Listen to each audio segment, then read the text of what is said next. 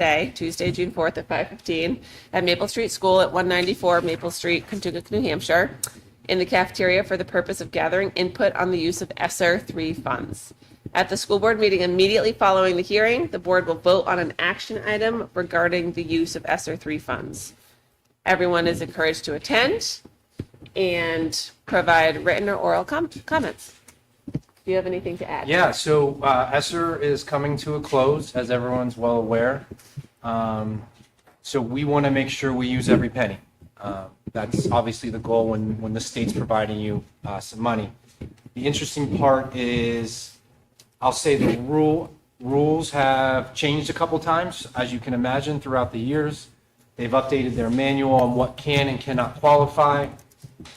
I guess I'll use the fair term is it's been tightened up, right? So where before purchases were being made pretty quickly at the time, and now as the funds have gotten towards the end, I'll say the rules have tightened up. So I spent about an hour and a half on the phone with the state last week, reviewing what can and cannot qualify. She was outstanding. She ended up sending me basically a list of what will be easily qualifiable towards the end of the year.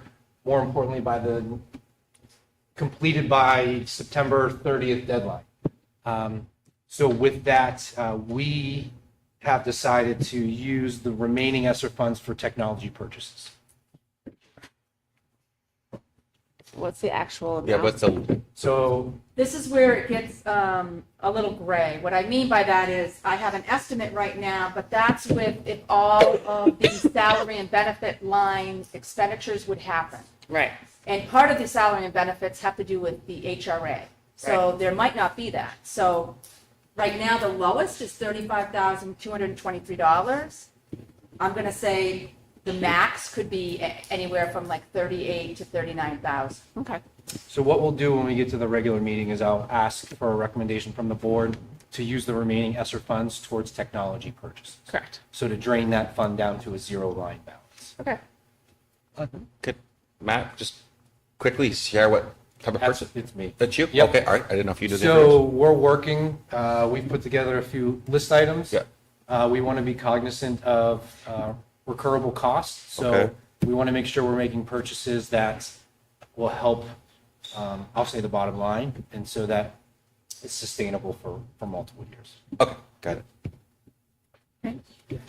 Any other questions from the So board? not Chromebooks. Possibly, because some licensing, some of those things that have come up, it's better to purchase now. And then when we start to get to that, it's actually part of that tech plan we put together a little while ago. We're seeing personal usage, as we can see from Flow. So there might be less purchases, so now might be the time to grab. Yep. Chromebooks, teacher devices, projectors, all of these things that would qualify. I don't know projectors, I take that back. It might have been more the licensing is where we are headed. And there was also some devices for the engineering, Yeah, engineering. depending on how. Yep. Cool. Great. Sorry, Norm, I wanted, Oh, no. Okay. I totally respect Yep. that. Yeah, I thank you for, yeah. Anything else? Any other questions?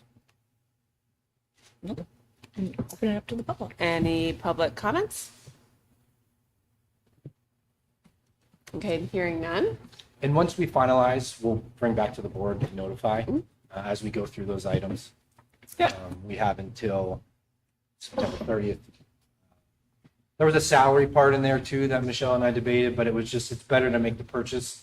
That way it's one time and it uses the money as needed. Great. That's a asset. Okay. Excellent. And with that, can I close the public hearing? Any other? Good. Do we have a motion to go ahead? Yeah, what's the exact amount of ESSER funds remaining?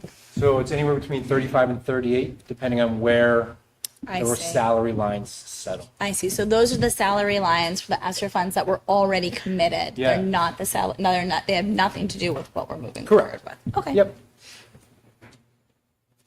So I guess I'll make a motion to. No, yeah, motion to close the public hearing. Yeah. Sorry, I got distracted. Fire. I don't know if we need a motion to close the public hearing, but I'm Okay, great. No, that's the end of it. That's a wrap. We'll reconvene at 5:30. Yes. Great. Yeah. Thank you, everybody.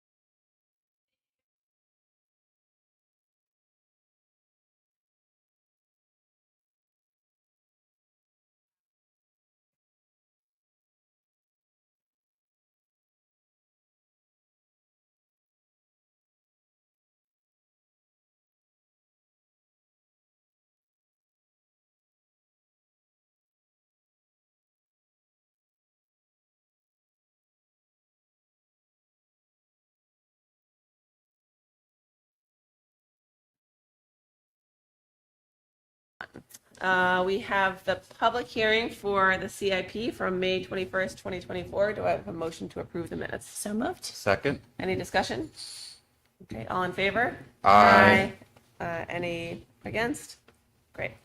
Second set for the regular school board meeting of May 21st, 2024. Do I have a motion to approve? So moved. Second. Any discussion? They're looking great, Jody. Thank you very much. All in favor? Aye. Any against? Great. The first set of non-public minutes for May 21st, 2024 for parentheses L for legal. Do I have a motion to approve? So moved. Second. Any discussion? All in favor? Aye. Any opposed?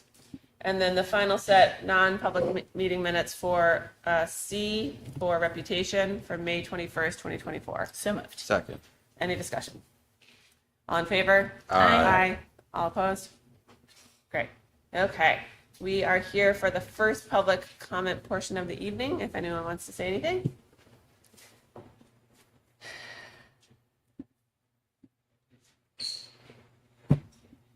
Okay, great. And student representatives, Flo, how we doing? Great. It's been a little while since I've been here, so I have a lot of stuff to report, of course. Well, since I was on the board, there was like prom happened, which was great, and very well planned by other kids in my grade. There were AP tests. There was the celebration of the arts, which was a really good time to see like everyone across the district. We've had a bunch of sports stuff at the high school and middle school. Unfortunately, the girls lacrosse lost in the semifinals to #1 St. Thomas, but the boys had a really good game, and they're going to play in the semifinals on Wednesday. Baseball season and softball season are unfortunately over. Softball had a great season and lost in the semifinals, and then track did really well this year. Their Division III was really close for the girls team. It was kind of a toss-up between like maybe 5 teams. They were really tight. But the Hopkinton team just had a really good day for the state championship. So the girls team won, and the boys team also did really well. And there was lots of representation at the Meet of Champs last weekend at UNH. And there's going to be Maddie Lane, Shaylee Murdo, and Grace Hall at New England this weekend, also at UNH. And for middle school sports, the baseball and softball teams are in the semifinals, and the track team is at states today. In school, we had class elections last week, and it was very fun. Luckily, me and Noah were unopposed, and we won, even though I only gave like one speech, and Noah's in Israel. We're looking forward to next year. There were some upsets, like the entire class of 2026 officers were replaced, basically. Wow. So it was interesting. We're having a silverware trial week this week at the high school for the metal silverware that the EAC has been working on all year. And I think it's been going pretty well. Today I was just in the kitchen washing it, which is a fun experience. We also are preparing for the German exchange, which is going to happen right after school ends. So we're leaving in like 2 weeks, and we've been discussing how to ask for like where the bathroom is and such things. We're also having some discussions about Portrait of a Learner, which I think Mr. Morrell's going to talk about, but there's been a really good effort to get students involved in making that decision of how to make a Portrait of a Learner at Hopkinton. And we had a discussion today in Student Advisory Council. We're having one in the student-led ethical discussions in another group. And it's almost the end of the school year, so the seniors have basically finished their finals, and since graduation's on Friday, they're doing all their like graduation rehearsals and stuff. I just went to go watch today because I didn't have any classes. It was pretty fun. And for the rest of the school, we're getting ready for finals starting on Friday and ending on Wednesday. So yeah, that's update. Amazing. Yeah. And the middle school softball team is undefeated the entire season, right? Yeah. It's wild. Yeah, they're doing really well. It's really good. Flo did my board report for me, so. You're welcome to the world of Flo. We That's dismissed. right. And every time I see Flo in the high school, she's never actually in class. I always ask. That's right. What? Every time I see you, you're not actually in class. She's like, oh, I don't have a class right No, now. because all my classes were seniors, so and they're all like gone now, so I just like roam the hallways all day. It's pretty fun. You should talk to the principal about that. No, I have a permission slip. I did. Amazing. Any comments for Flo's comments?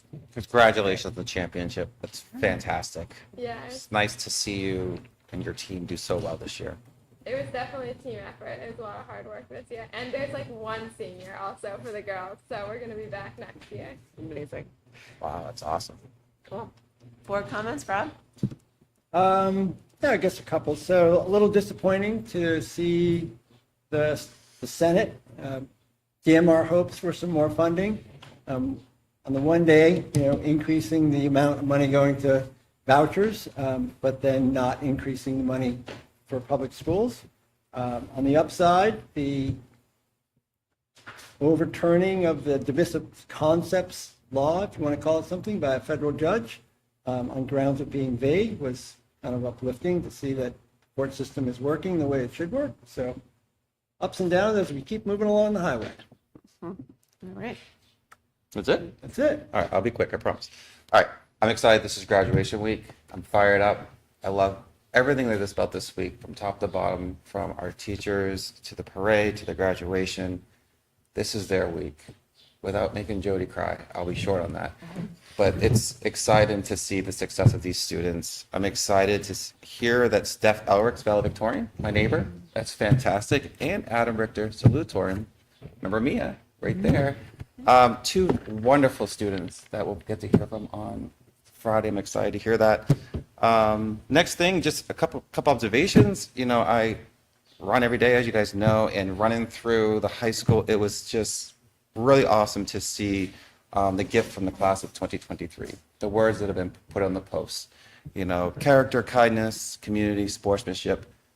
These are traits we need to remember as a community. Act that way, treat each other that way, live that way. And just seeing that up there just really made me realize how much I love being a part of this club. So thank you to the class of 2023 for putting those as a gift to the community. Last thing, Shed is done. I want to thank Rob Roth, George Sable, Woody Roberts. They all did a great job. And Bob the Builder here did a really great job putting that to great use. It really looking forward to the donation from Travis for the garage door, and I learned a lot from him. He's quite the builder. So thank you for your help with that. It's really appreciative. Fun couple of days. It was. Awesome.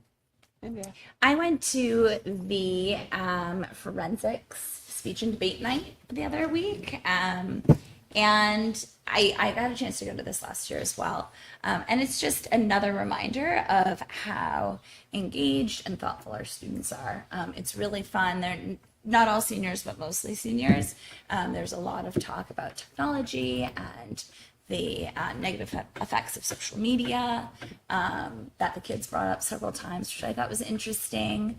And then I also got to hear, someone's favorite movie and why it was their favorite movie, or, the quality they think we should all have, which was patience.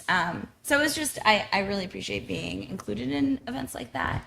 It's really neat to see our students in action, and I think we have a lot to be proud of. I have a couple quick things. One, the retirement dinner for all of our retiring faculty was last week, and I think that this was the best year for speeches and toasts, I think, to all of those teachers, and it was wonderful to see just really vibrant portrayals of their time with us, going up to 37 years, right? 23 to 37 years for some of the teachers. And so I also want to commend the teachers writing the speeches because it was fantastic. Also, Senator Maggie Hassan recognized Flo Dapis as May's Granite Stater of the Month, which is kind of a big deal for a high school junior. We're very proud of you, Flo. Thank you. Keep up the good work.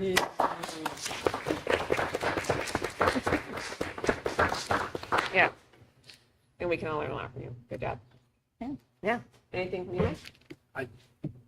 You guys stole all the points. We did. Right. Nailed it. But Flo, awesome.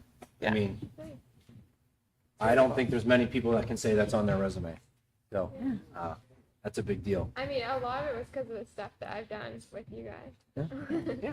Well, you keep showing up and you keep running. I mean, unopposed, but that's fine. You're doing great, Flo. That's great. Awesome.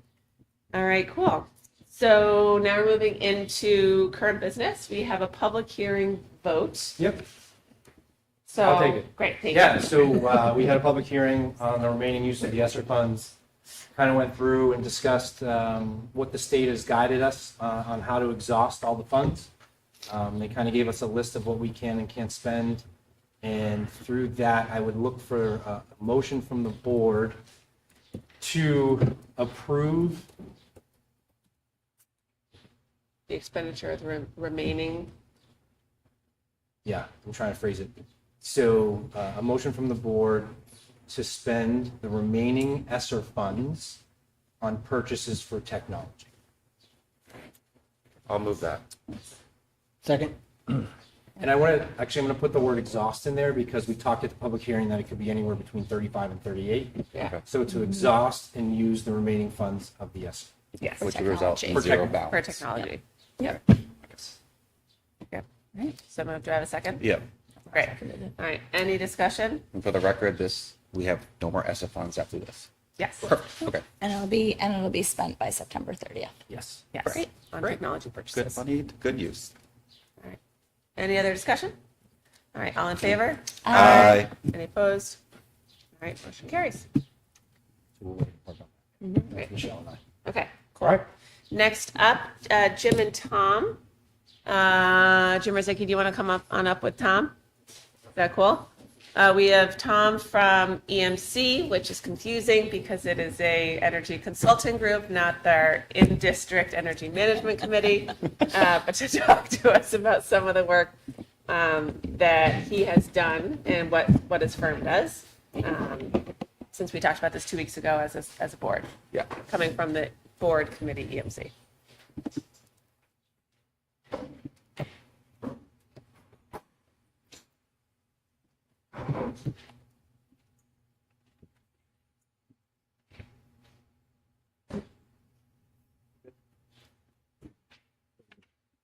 Or you want me just to go?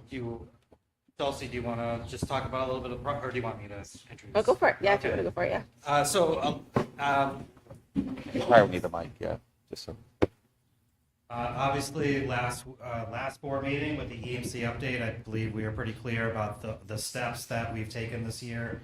And one of those was interviewing different energy consultant firms that do work around local schools to New Hampshire and right in our backyard. And we heard 3 different presentations. And tonight you're going to hear a little bit of what we heard from energy management consultants from Tom Seekins, and representing the firm, which was fully supported by our energy management committee.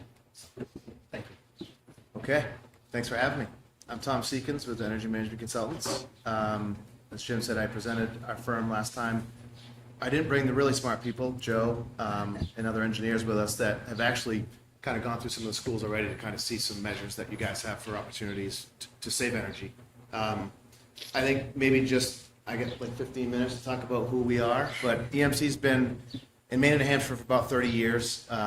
We're one of 4 contractors that gets the title of preferred contractor by Eversource, which is kind of a big deal. I don't think I talked about that last time, but for their small business program, out of hundreds of contractors, engineering and consulting firms, which is what we identify as, we're one of only 4 contractors that gets the preferred status. So you get that by competitively bidding on that status. They have to see your pricing, your cost to benefit ratio to the customers, to them, how you deliver, how you engineer projects, and then you get awarded that status or you don't. So that's kind of something we're fairly proud of. Again, we've been in New Hampshire and Maine for about 30 years, and 95% of what we do are schools. So we've done a ton of projects around you guys. I'm going to actually use a little bit of the Goffstown one because it's fairly close by, and it falls in line with a lot of the things that you guys are looking to do here as well. But again, like I said, we identify as a consulting and engineering firm that focuses on schools. And our big thing is that we're kind of open with everything. We show you our engineering, of course, all the documentation that goes along with that, all the bids from contractors that we get projects from. We show you all of our markup structures so you know exactly where the savings are going to arrive at, what your cost is for the total project, what our cost to deliver the project is. You see everything from project management time that we're going to build into the project, engineering time, warranty and contingencies, and it's completely open. From that perspective, I feel like it separates us from a lot of the larger ESCOs. We just simply don't have the overhead, so we expose everything. You guys see all your investments that you're making. So that's kind of a big deal. These are just some schools that we've done some projects with, and I think he's got the presentation as well. But it's a big part of this is creating a capital improvement plan for you guys to work from, which is what we presented last time, and I'm going to show you that document, what that looks like.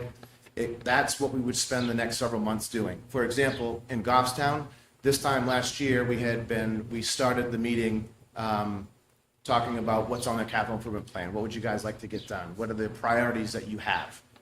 And from there, we work through that to get as many things off your capital improvement plan list that you have and into your project and help pay for it through energy savings and operational savings. What's not, paid for through that phase one, call it, you'll then have remaining phases that you guys can pick off from for the next several years. The typical plan is 10 years, right? We kind of look at this as a 10-year plan for you guys, obviously knowing that you're not going to do Goffstown first report, we identified $34 million in improvements. Their phase one project is a little over $3 million because, number one, that first phase was paid for through energy savings, and it addressed things that they had on their list. And then we've identified things for future projects. So it does kind of create that roadmap, which is what you see here in front of you.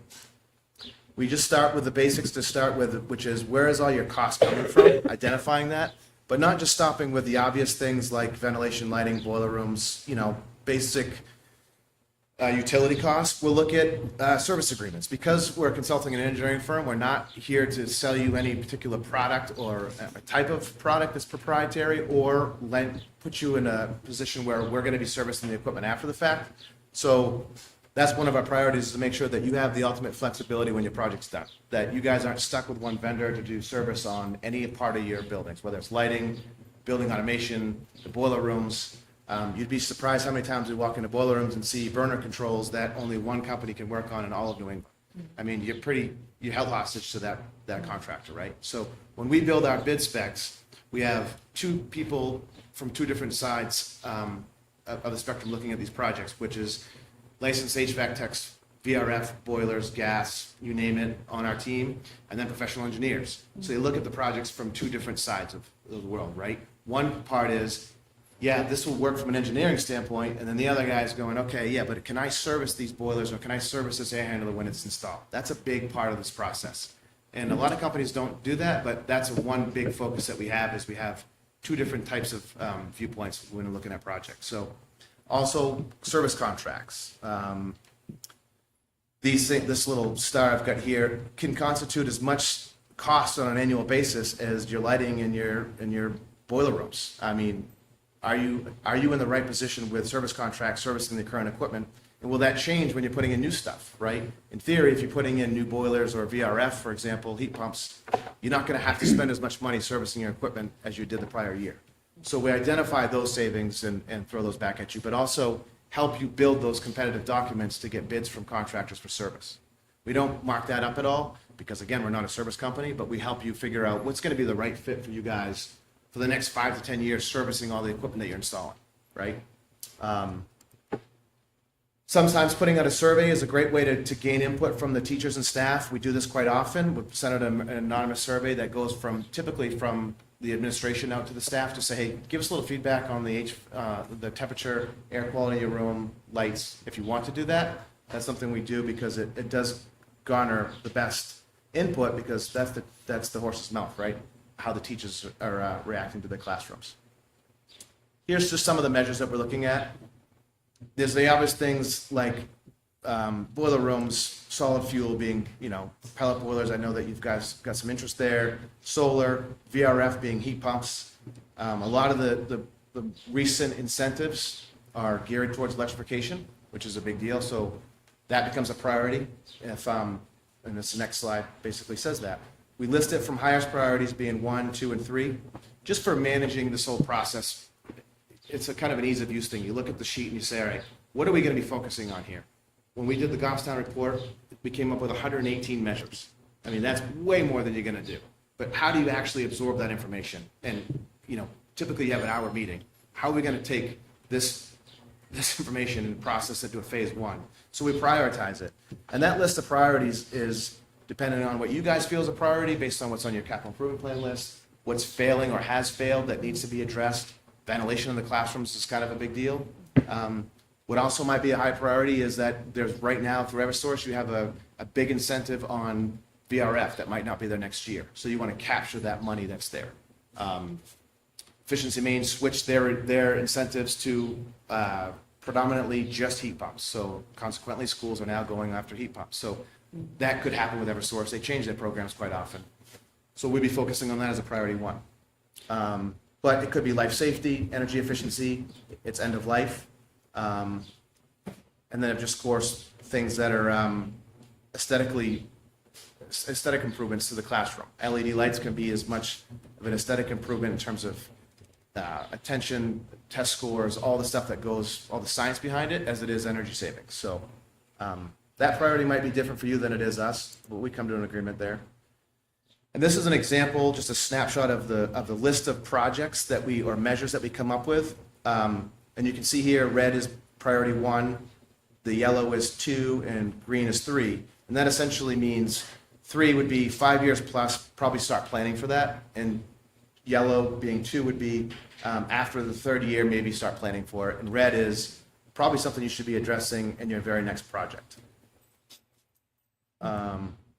Once we identify the projects that make sense in a phase 1, we then get into an engineering standpoint. So this is an example of we put together a set of drawings, not fully stamped drawings because there's no sense to spend any money in engineering a full set of stamped drawings if it's a measure that you may waive. You may do it this year, you may wait 3 years. So we engineer it enough so that we can get competitive bids from qualified contractors. And we accompany that with the bid documents that you see on the right-hand side. Then we take that information and we provide it into this sheet, basically showing you the bids from the contractors.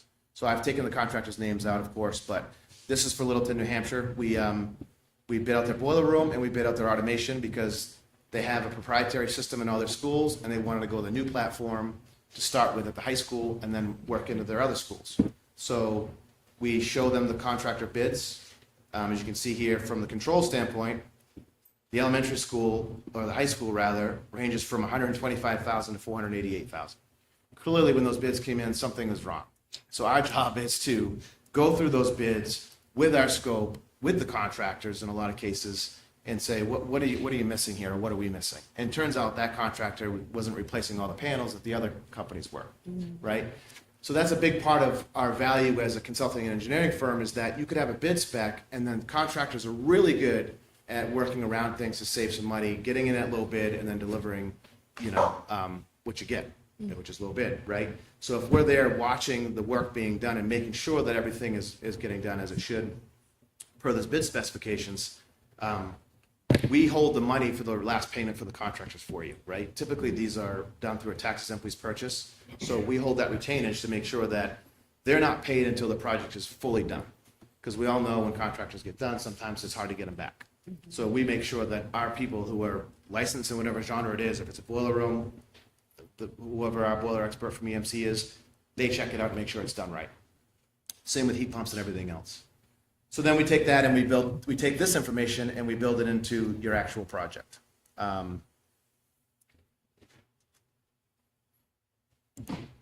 This is the actual document that we build for you guys. This is, again, Goffstown's. Once we get all these measures in here, this is a pretty cool tool because you don't have to, this is a 51 pages long. If you wanted to know what it was to look at the heating plants, you just click on this table, this index here, and it brings you right to that portion of the project, of your report. So you've got Bartlett Elementary, Glen Lake. As you can see, they're different priorities because they're in a different situation per boiler room, right? So then that explains our methodology. We also include, of course, your list of equipment, its age, and its life expectancy based on ASHRAE standards. And then you can just keep clicking through the report till you get to everything from a generator in your schools. That works itself into this tool that helps you build the project, which is ultimately how you get to your phase one. And everything is in here in terms of pricing, incentives from Eversource, the savings, and then you can literally just click in and out of this thing to determine what your project looks like. But the nice thing is, once you cross it out, it doesn't mean it went away. It's still, this one is Bartlett miscellaneous exterior weatherization. That's something that they should probably do at some point, but it's not extremely important right now. Yeah. Right? So essentially, that's how we build the projects. Yeah. And again, 98% of these are financed through a tax-exempt lease purchase. Once we get to figure out what the phase one looks like, we send it out to banks. Municipal Leasing Consultants likes to bid on these things. Bank of America will bid on it. Citibank, TD. There's multiple banks that will bid on this and get you the best rate and term. And the whole impetus behind it is the debt is satisfied by energy savings and operational savings. So, you're trying to create a situation where you're making pretty drastic improvements, but using the savings to make the payment. Make no mistake about it, there is a payment there, obviously. So you're still going to have a principal and interest payment every year, but you're offsetting your payment with energy and operational cost savings. So, So like if the payment was 500,000, we were saving 500,000 to wash essentially. yeah, exactly. And I was going to show it here, and I can. So I didn't know how well people could see this, and I know I'm limited on time, so I was trying to. I feel like the Micro Machine guy. I'm going as fast as I can. This is your project right here. So you have $130,000 in energy savings, $36,000 in operational savings, and your payment is $217,000. You can see it's the same payment all the way across the board. So you do it backloaded a little bit because in the beginning stages, it's not quite cash flow neutral because they added things like a roof to this project that wasn't in there before. And of course, it's hard to make a roof pay for itself. It's $350,000 that has really very little savings, right? So when you add that to this project, between the savings and the payment, it's off a little bit. But what the banks will do is they'll backload that interest a little so that you still a wash. And this tool allows you to plug in the rate, the term that you want, the percentage of the incentives that you want to put down in the project. So you can see here, we're putting down 100% of the savings, which is $432,000 comes off the project. So the net financed amount is quite a bit different than the actual project cost. So hopefully that makes sense to everybody. Like I said, it's hard to put a whole year of work into 15 minutes. But, Thank you. But what I was saying before I skipped, the Goffstown meeting, we met this time last year, took their CIP, started our audit. It took several months, and we literally just started demoing the boiler rooms in the project that we started the engineering last year. So the nice thing is with this whole process is you're going to be pumping the brakes for quite some time before you make any decisions, right? It'll be next year that you're looking at doing projects, which is great because it gives you plenty of time to do your analysis. For companies like us, it's great to have the summertime to go through the classrooms and the buildings are empty. And then you'd save the fall for colder weather to do like infrared readings for exterior weatherization improvements and things like that because you want that heat mapping. But the summertime is a great time to do an analysis. I present you guys in a similar fashion what we look for phase one, phase two, phase three, and then next year you would be looking at doing projects if it fits. If it doesn't fit, then you wait another year. It doesn't matter to us when you guys execute the projects. And I've just provided a couple ideas on some before and afters. This is a solar project we're doing for Northwood. This is part of their phase one project. Sometimes it can be very complicated, so what we try to do is break the building out into square footage. And this is the one where we're doing heat pumps in a portion of the school, but because heat pumps are so expensive, we're only doing a portion. So we take things like this and make it easy for folks to digest the information, okay? So if we're talking 30,000 square feet, what does that mean? But when you look at it from this perspective, it's really easy to see, oh, okay, so that's whole high school wing is gonna be now VRF. And then we do the same thing and give you the kind of 10,000 mile view of, all right, before we make any decisions here to engineer this thing, here's your payback, here's your cost, here's where we think it'll end up, before we go and get the competitive bids, because we don't want to put the contractors through all that without knowing whether or not you guys are going to do it this year, next year, or wait, whatever, you know? And some LED improvements that are pretty drastic. Yeah.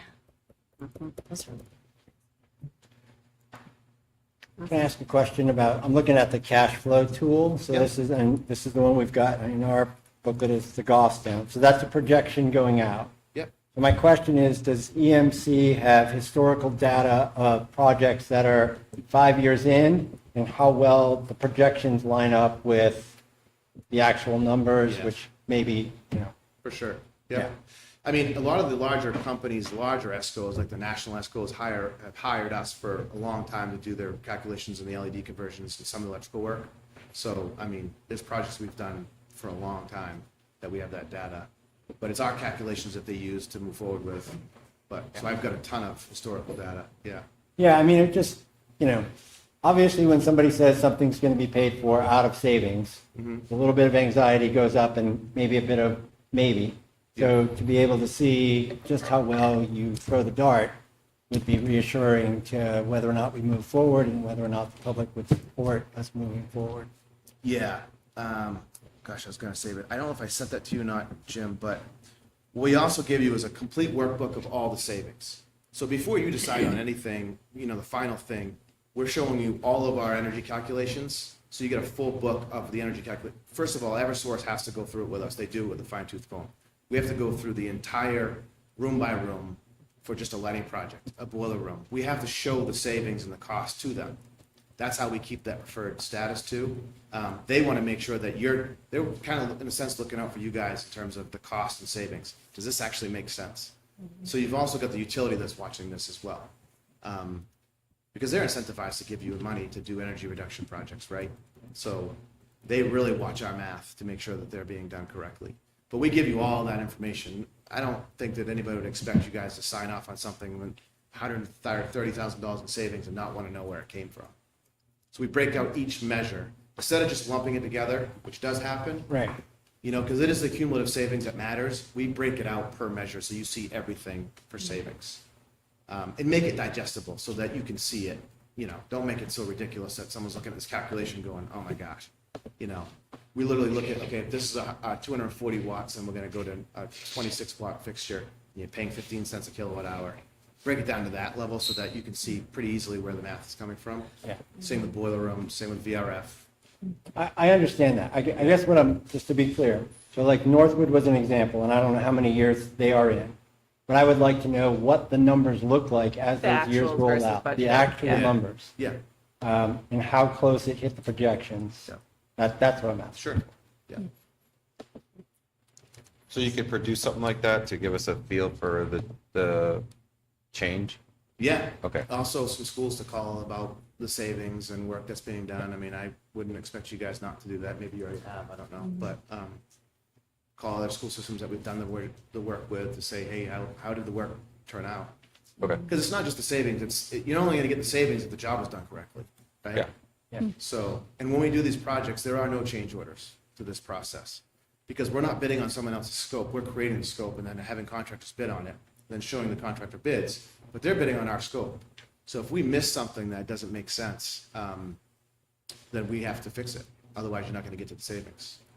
So, but that's why we also have a third-party engineer check all of our work, especially with things that are a little bit complicated, like going to a VRF system, heat pumps versus fossil fuel. That's a big difference. You want someone else to check your math to make sure that we're doing it right. So do you, you know? Yeah. So we'll have a third-party engineering firm stamp the drawings along with our engineers to make sure that everybody agrees that this is going to work. And you're like, would you be like the project manager of this whole thing, overseeing the whole? Yeah. Okay. We're responsible for every contractor that's doing the work, even paying them. So liability, if anything goes astray, would fall directly onto you guys? 100%. Okay. We're responsible. Not of the district, but of you guys? 100% on us. Okay. Yeah. It's in your contract. Okay. Yeah. It's a good question. Again, because we're the ones designing the projects, right? So Yeah. how can we we can't say, oh, it's the contractor's fault. Well, it's our design. Yeah, because when we had You know. when we had our real quick, our project here in Hopkinton, there was always that middle person who said whose fault was what and everything. That's why it's easier if it's all in your corner. So awesome. All in one person's corner, yeah.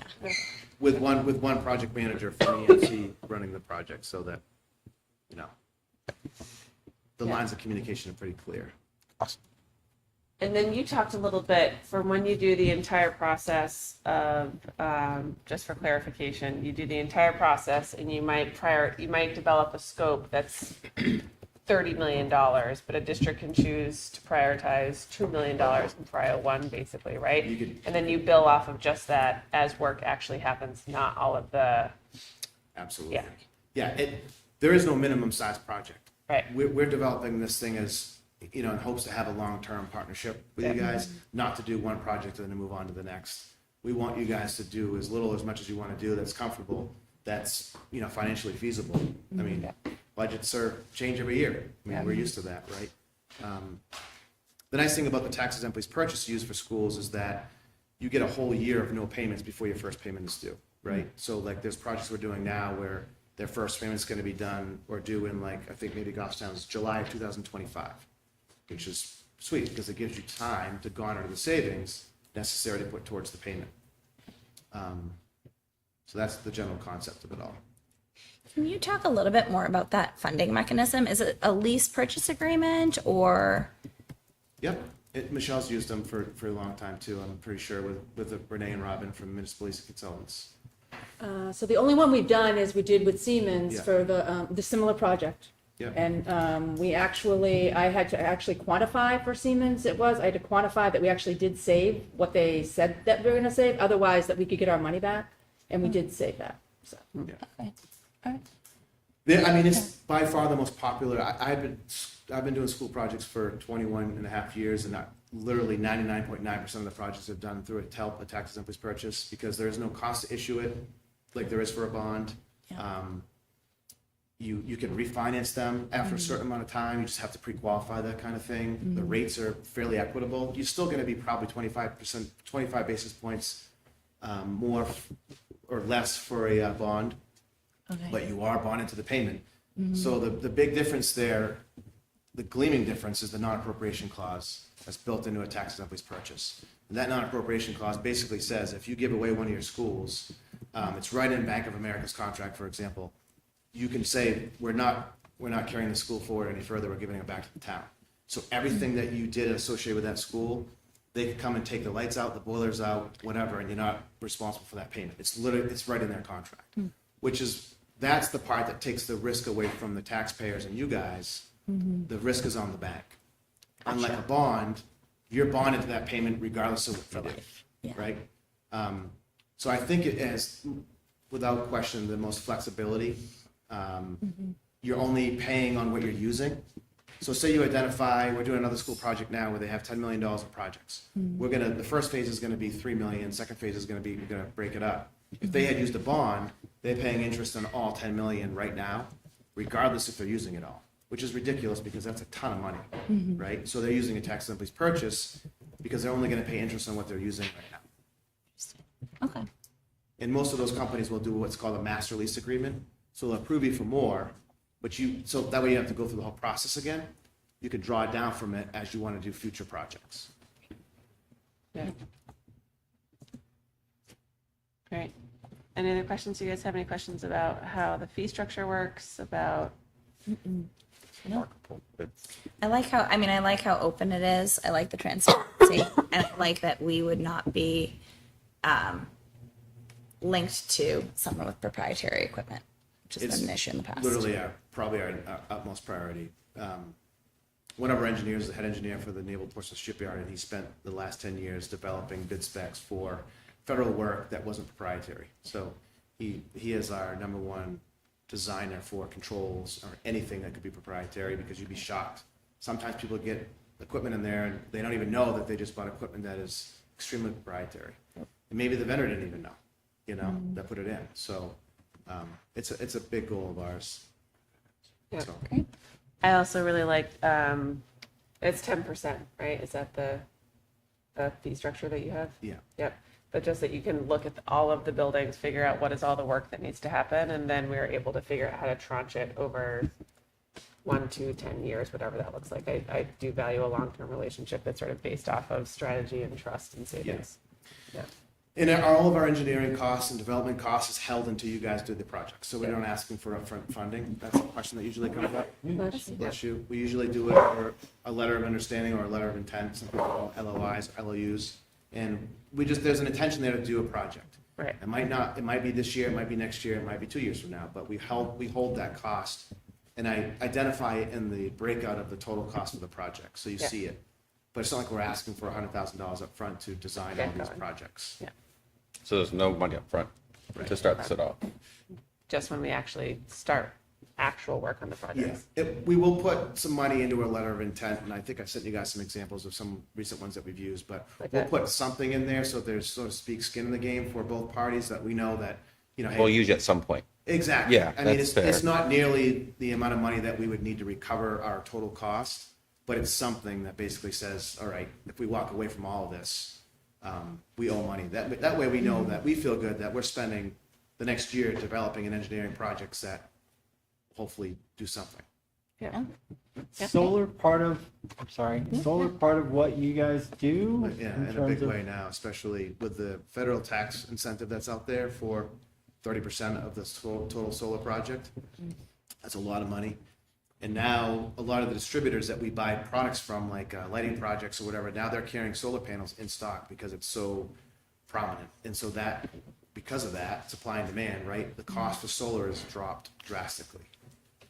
Payback when we were looking at these 10 years ago, 30 years. Now we're on average 8 to 9 years for payback with solar, depending on what your rate structure is. Is it safe to say, like, it's not assumed that solar's going on the roof? You guys have to do your research to find where the best place is. Absolutely. Because some schools have it in the field, some schools have it there. And there just needs to be we can't assume until you do your job and 100%. report back to us. For anything. That's, want to make it very clear. Yeah. All right. We hear buzzwords a lot, trust me. We want geothermal. Well, I mean, I would love a Porsche, but there's no way that's going to happen. That geothermal system is just not going to work for this particular building, right? In the case of Northwood, for example, they need a new roof. They need new HVAC equipment. So that is the right time for them to consider solar, because it's going to be a new roof, new HVAC, so on and so forth. But we're doing another school system where the roof is 20 years old. They don't have $500,000 to make the roof improvements, so they're going to do ground mount solar, or they want to at least look at it. If you have the land to do it, it makes no difference. Yeah. It's just as effective. Yep. And in fact, you can actually save some money on install by doing ground mount versus roof. Easier to manage, clean, all those things. Yeah. Yeah. All right. Any other questions for Tom? No, do you need a vote from us? Yeah, do we need a vote to approve working with EMC? Yeah. I'll make a motion that we approve EMC to move forward with what he has presented here at our school board meeting. We would, to approve that the forward. district can start working with EMC to start auditing and looking at the schools with the intention of entering into a LOU or LOI. LOI, but. LOI. Does that work? So that's what my motion just was. Yeah. I will second that. Okay. Any further discussion? Great. All in favor? Aye. Any opposed?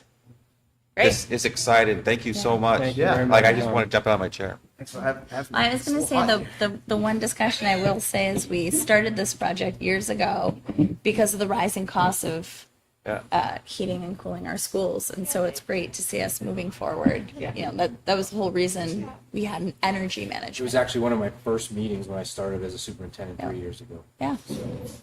Thank you so much. Yeah, thanks, Yeah, guys. thank Thanks, you. Tom. Appreciate your time. Pumped. Thanks for I coming feel like in. that was a lot in 15 minutes. You but nailed You it. did great. We're ready. Thank you. Thank you so much. All right, hold on. I'm way scrolled down. Okay.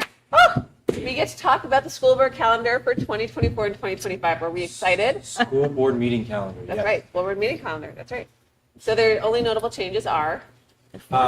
You want to take the lead or me? You are the chair. It's up to you. What do you do? Okay, so this upcoming calendar was interesting with the way the holidays, the voting days, the return to school.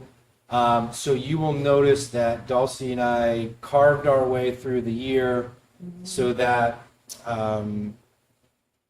we timed the meetings appropriately. So, I mean, there were a couple days when a Tuesday fell on a voting day. So you'll see in the calendar that there are 1, 2, 3, 4 Thursday meetings next year. And they are identified. If you approve this anticipated calendar, Jody will put them on the website for the next year. Get invites out. Also saying these can be adjusted at any moment Yeah. as we move through Just the like year, which we have done. Yeah. Yep. That's normal. Met with Neil last week. Our annual meeting will be on March 8th. They anticipate doing theirs on that Thursday again. So we made sure that that worked out.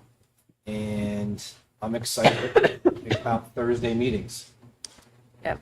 Can I just call out 2 other things? 'Cause Yeah. You did an outstanding job. Is one, part of the reason why we want to have the Thursday meetings that Mike talked about is that traditionally it's been hard for boards to come back from vacations or holidays and have board meetings on Tuesday and have everyone be really ready and sort of dialed in. And so that's why we're looking to Thursdays. And also you'll see the budget work sessions happening in October. And so we have a pretty decent stack there going through October into November as has been common practice for the last 3 years. And so we should get excited to spend a lot of time with each other in the fall. Great. That'll be great. Does that all sound good? Yeah. I'll make them. The only comment I have is, I think it's great. I just hope that when we're planning the school calendar for major events like it's musicals, we can try and maneuver the schedule because So we were at like a I know it's 95% rate this year. We had one rescheduled, Yeah. and then we circled around and around and around on awards night. Yeah. And at a point, I said, you just have to do it that night. So we'll make sure we send this to the front office so that everyone's Thank you. aware. And they received that directive last year, which they did a good job. Yeah, thank they you did- so much. they did an I excellent know job this you year. guys done a fantastic job, and it just so happens. Yeah, you guys got a lot of Very rare, parents. very Sure. rare, but thank you. Great. I'll make a motion to approve the 2024-2025 Hopkinton School Board meeting dates as presented. With Thursdays. So, second. Great. Okay. Any more discussion? Thursdays. All right. All in favor? Aye. Thursday. Any opposed? Motion carries. Jazzy. Jody, right when we're at the end, we're right back to the beginning. My That's phone's right. gonna blow up That's with right. invites. That's right. But then we're ready for the summer. It's going to be great. All right. Principals updates. Is everyone excited? Yes, so because of the long meeting, the one-pagers have all been placed in the folder, which will become public after presentation. I told the admin team that I would start a timer on them if needed, but I think they all understand that they are going to move through quickly out of the respect of the length of the meeting. So if you have questions, feel free. We're going to go HMHS. We'll get them out of the list first to set the tone for the meeting.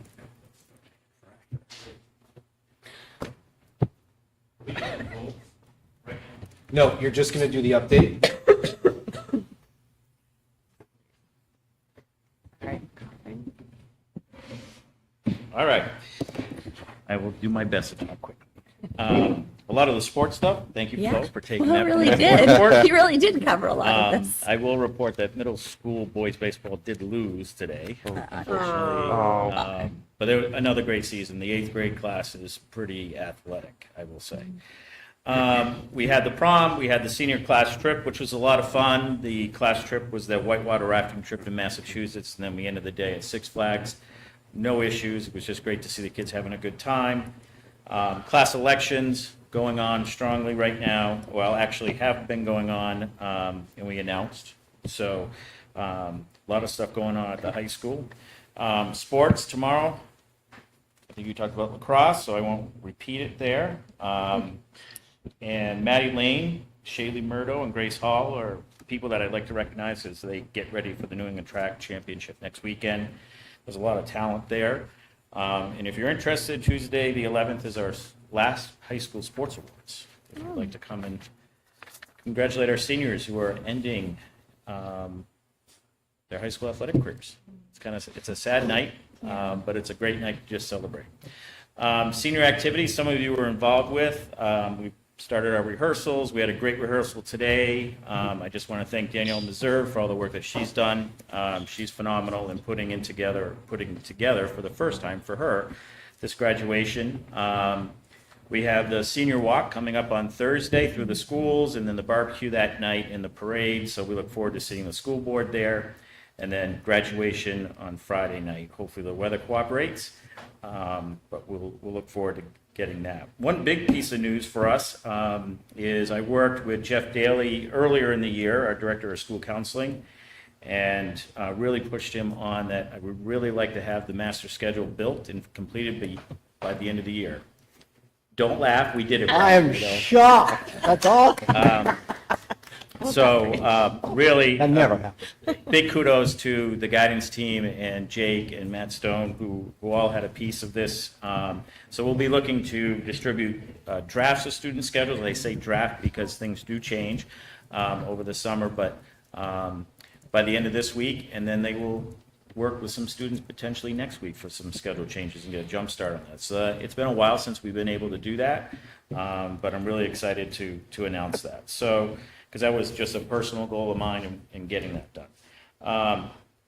Last board meeting, Community Changemaker Challenge, I talked about that. I'm really excited to report that Mrs. LeClaire with her rhetoric and comp class and Chris Borg in biology will be taking on this community challenge and doing it with one of their classes.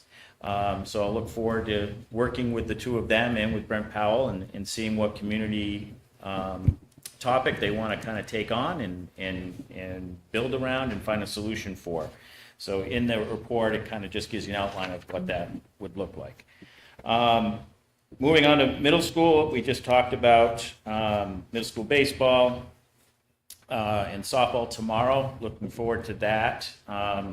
If the middle school girls are able to pull off another championship, that's pretty cool that they've done that hopefully twice in 1 year between basketball and softball.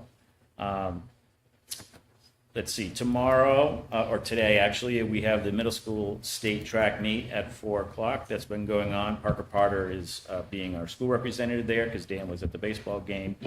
And then on June 12th, middle school sports awards. So a lot going on there. We've talked about career exploration in the middle school. So I've just given you an outline there of some of the things that we are working on. Beth Stern has put in for a grant through the Hopkinton Public Schools Foundation to start looking at keynote speakers and supporting the work that we're going to do there. So I encourage you just to take a look at that. She's been working hard on starting to already think about next year and organizing that. So I'll really look forward to seeing that come into play as we talk about just different pathways for students and thinking about high school plus in college, but also trade schools, military, and things along those lines, but starting it a little sooner to get kids to think about what is available for them after high school. Sarah Brody is doing a chess club celebration. She has a great group of kids up there, so she's inviting the parents to come in and just see what that's all about at the end of the year. Tonight is our middle school concert. And the 8th grade field trip is happening next week, Canopy Lake Park. And the 7th grade is finalizing plans to do a walk down to Riverside to do like ice cream on one of those days to close out their year. And why I have the opportunity, I just want to take a moment to just thank those staff that are not returning in our building for next year. We recognize them today at our faculty meeting. Big kudos and thanks to John Miner and Melanie Thornley, who have been in the 8th grade for quite some time. Two people that the students are going to miss quite a bit, that I'll miss seeing every day. It's just been great to work with them and see their enthusiasm in the classroom. I wish John all the best as he goes on to work with Miner's Mowers, and Mel Thornley will be here. So she's not really leaving the district, but she's still giving back to the students, which is going to be a great compliment to this school. Jeff Merrill, I don't know if you know or not, is moving on to admin at Stratford, Dean of Students 5 through 8. So I wish him luck. Michelle Cotmore, even though she kind of retired, is still doing the part-time, but this is the last year. I won't say how many years in public, but quite a few years. Quite an influence she's left on our school. And then I learned recently, yesterday actually, that Jane Duggan is not returning as an IA. So I wish her all the luck in her next chapter. And then Mackenzie Reed, who was a student teacher, then IA for us, is moving on to become a science teacher, I believe, in Franklin. So I wish them all, everybody, all the luck in the world. So, am I under 5? Nailed it. Did great. He says nailed it. He's the boss. He's the boss.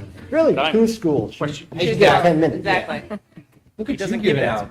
Nice job, just giving things away today. I just, real quickly, I just want to say thank you for hosting that meeting for Portrait of a Student. That was fantastic. I heard it Last really- night? Yeah, thank you very much. Yeah, thank you. It's awesome. Any questions for Mr. Kelly? Okay. now- No, it's great. Thank you, Chris. Thanks, Chris. Wonderful. Still slacked out about the I know schedule you're, being out. that's how we Always get go wrong. first. Big deal. Really great. It's awesome. All right. That's really good. Oh, it's, yeah. Wow, hers is like, this is great. All right, Patrice, time me. All right. So as you can see, I've created a nice word cloud for you of all the events, activities, opportunities, fun things that we've been doing over the past 6 weeks, and it's considerable. So I won't go through everything. I do want to highlight a few. Every grade level has gone or is going on a field trip. 5th grade is going to Lowell tomorrow. Today was field day. It's been a long day. It was great though. The weather was absolutely perfect. The students had an opportunity to go through 12 different stations and they absolutely loved it. We did tug of war in the afternoon. Raise your hand if you participated in tug of war. Mr. Flynn did with the staff. It was great. Absolutely perfect day. If you've been on the playground recently, you may have noticed there are 2 new trees. We got those 2 trees as a grant from the New Hampshire Division of Forest and Lands. They're tulip and linden trees, and the purpose is so they grow large and they produce shade for our outdoor classroom area. The Maple Street Chorus recently sang the national anthem at the Fisher Cats game a few weeks ago. We filled an entire section. To the left of us was the baseball team who was throwing out the first pitch that evening. So it was great. It was nice to see families there, and then they enjoyed the game after. Owen Landman, I believe you met him as one of our waste warriors, recently participated in the Soapbox Challenge. He actually made it to the national level. Oh, wow. So it was on Zoom, and it wasn't necessarily a competition per se where you would win a prize. It's just to elevate his platform. It is online. He spoke so eloquently. I am so incredibly proud of him, and it was all about sustainability. And just to wrap up our year, a new tradition we're going to do, we did it last year, is we are all going to eat outside the last day of school on the field. So we are really hoping that we have nice weather so we can do that. Awesome. Yeah. The clap out time is 12. I'll get that information out. Thank you for reminding me. My favorite part. Yes. Dismissal is at 12, so we'll probably do a little bit sooner, but I'll do a parent square. Love that part. Clap out. Any questions for Ms. Sindoni? It's really great. So I'm all sorry, the kids, Dr. Sindoni. That's Oh, okay. I apologize. All the I kids. respond to both.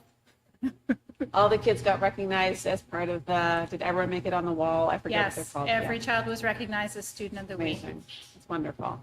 And they all got a book too, right? Yeah. You get a They all book, to- yep, you get a token, So cool. there's a little blurb written about you. I go in on Fridays, I read it with Miss Wright, and then I say it over the announcements. Yeah, it has a vending machine. It's amazing. Really? Yes, it doesn't get old. That's awesome. They love it. A lot of times I just see them standing in front of it, just looking at the books. That's awesome. Yeah. That's great. Well, anything else for? No? All right. Great. Good job, thank you. Carrie. 2 minutes. No pressure, Patrice. So that means those 3 minutes. Oh, you yield your time? To me, so I'm good. Yeah.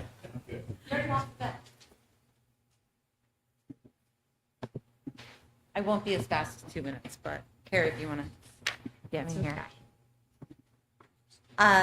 There is so much that is happening at Harold Martin. I don't know if it happens in all elementary schools or if it's just in Hopkinton or at Harold Martin, but I feel like the field trips and the community events and all, like every day we're doing something, which is just so exciting. We've done a lot of community-based learning. We had the vernal pools that kindergarten explored. We've gone over to Kimball Cabins several different times. We did Arts and Science Day today. We explored the Historical Society. We are so fortunate to be where we are that we can just walk to different locations and really capitalize on the experts in our community and the parent volunteers and family volunteers who want to help us out. The amount of families we had hooking fish today and teaching kids how to fish was really exciting. I got to go out and fish. I did not catch anything. They all gave me a hard time. But I did try for a few minutes. There were a couple turtles that kept trying to get my worm, so I was getting a little nervous. I did not want to hook a turtle. So another big thing that's really noticeable right now as you drive into Harold Martin is the use of the outdoor classroom. So I want to give a huge thanks to the Hopkinton Public Schools Foundation again for that outdoor classroom. The preschool is out there every single day, both their sessions, they're really capitalizing on the accessible platform. All students are kind of playing and digging. We had parent volunteers with some of the fairy houses. They've planted herbs and different vegetables now too, so they're really learning about all the different pieces of outdoor play, which is nice. Another really exciting announcement for us is that we have secured enough money for a shade structure to be put up at Harold Martin. If you ever spent time on the Harold Martin playground, you know it is full sun at all points in time. So working with the PTO who gave us a generous donation and then the fundraisers that we've had, we were able to kind of get that on the books for this summer. So that's going to be really nice for us.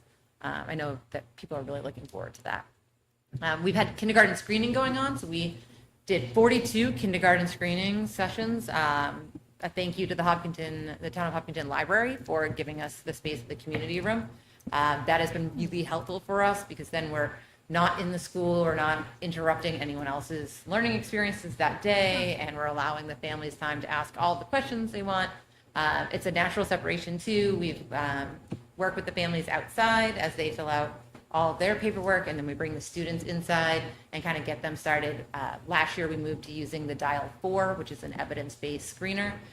It looks at motor, speech, and academic concepts, and then the families get a report on how their student did on those areas once we're scored. So it really gives us some good baseline information if kids are on track or they might be slightly behind. And I always tell parents not to worry if they're like not there yet because we haven't even started. They have not even started their school career yet. So it helps us really target our intervention as soon as we start the school year. And then the only other really exciting piece is that we currently have about 55 students registered for kindergarten next year. So that's either registered or in process. So that will mean that we'll need to post for a 4th kindergarten teacher. So we had reduced to 3 with the class size policy. 54 is the magic number, and we are already over that. So this is going to be a bigger kindergarten class than we currently have, which is nice. I think we're seeing some people come back. So, and then my last piece is I got to have a pizza party yesterday, and it was the most adorable and fun and exciting thing ever. The PTO did a fundraiser where you could auction off pizza with the principal, and we got it in yesterday, and we had balloons and pizza and fun, and it was a lovely little principal moment for me. So I even called Mr. Flynn and told him I just got to have a pizza party for work, and it was great. So that's about it. Just really quickly, the shade's going to make a huge difference, and there's a lot of effort from the PTO in the fundraising, PTA, excuse me, PTA, sorry. And You wrote it right. I wrote it right. I said it wrong. I always get worried I'm going to say it wrong, and I did. Oops. in Hopkinton's doing it right. Who's helping out? Yeah. So, Wait, what is and the shade structure? Like, what does it look like? It's 2 triangles is what I think they figured out. Mr. Rozicki helped us out kind of plotting it out, and Mr. Sherman has been integral in it. And we have gone out there with the triangles to see how to maximize the shade, and they'll put posts in. We also talked about making sure the posts are far enough away so no one runs into the posts, and let's put yellow tape around the posts. So there's been a lot of conversations about how it'll help us, but we also wanted the shade structure in a place that was accessible to everyone. The lower field made sense, but if you're in a wheelchair or you have any mobility, you're not going to be able to get there, and that didn't seem like our best plan. So just the community effort as a whole. yeah, It's it's really great. cool. Wait, and kindergarten's at 55. 55? Wow, and how many do we usually have coming over the summer? Last summer was over 20. Wow. So I've been watching the numbers slowly, and we are hovering right around 50-ish. And then I realized that there were 5 people who started the registration but never finished it. So I was like, oh, because I was hearing kids say, oh, my sister's coming to kindergarten. I'm like, she's not on my list. And then Mrs. Eaton and I were like, oh, look at these people who started it but didn't finish it. So we know they're coming. They've talked with us, but they just haven't completed the registration yet. So, and then we've had several families already contact us who have moved in recently. So, Cool. Okay. Awesome. Right. Any other questions for Ms. Brown? No. Great. Thanks, Patrice. Thanks, Patrice. Awesome. Great job, principals. Thank you. Awesome. Woohoo. So Dan is in Nashua at the middle school baseball game, so his report's in there for your review. Great. Moving on to Mr. Rozicki. And Dan won for fastest. That's right. Fast. Dan. Fastest presentation. Oh, yes, he did. Dan did win the It's bet. a great year. I'm out. Yeah. My update is a little bit shorter, well, a lot shorter. I just gave my last one on April 2nd, so I only have 2 months of updates to give, and it seemed like it just flew by so quick. So first and foremost, I still have a full-time opening over at the high school for custodian, so if you know anyone, we're struggling with getting any response and feedback from that. So we're going to get a little bit more creative with some advertising in the next couple weeks, and hopefully we can plug in that position. I want to shout out the custodians, like each custodian, even in different buildings, has pitched in to help out. And I want to give them props. I know, especially with the heat and, working in the evenings and doing some overtime, adjusting their schedules, they have all pitched in various ways, and I just want to shout out them for that. We have which was kind of a new one. One of our part-time custodians has put in retirement, so her name's Karen Case. She's done a phenomenal job as part-time custodian. And when I first started, she was over at Harold Martin. And then over the past year and a half has been over at the high school. True gem, does a phenomenal job. I'm kind of sad to see her go. I don't know her years of service because I think she worked for food services prior. So I'll botch up the numbers, but I think it's been 6 years on the custodial side. So just want to honor her. So again, 4-hour part-time position over at Hopkinton Middle High School I'll have open as well. Work order stats, that's common every update, but we're about 85% on completion rate. And for highlights, think of anything grounds from let's see, grounds work from pavers to banners to tree work to lawn mowing to servicing our equipment. All that has started. We're pretty much in that mode. We also do a servicing of all of our snow equipment before we store it for the year too, so we have longevity. And then, to be honest, like this whole spring has just been planning for summer. How are we going to execute it? Ordering supplies, lining up contractors, getting quotes. I think you see me at too many meetings asking for public hearing money for all these projects we got going on, and just from 15 minutes ago, now I got more stuff to do this summer. So, thank you. Any questions?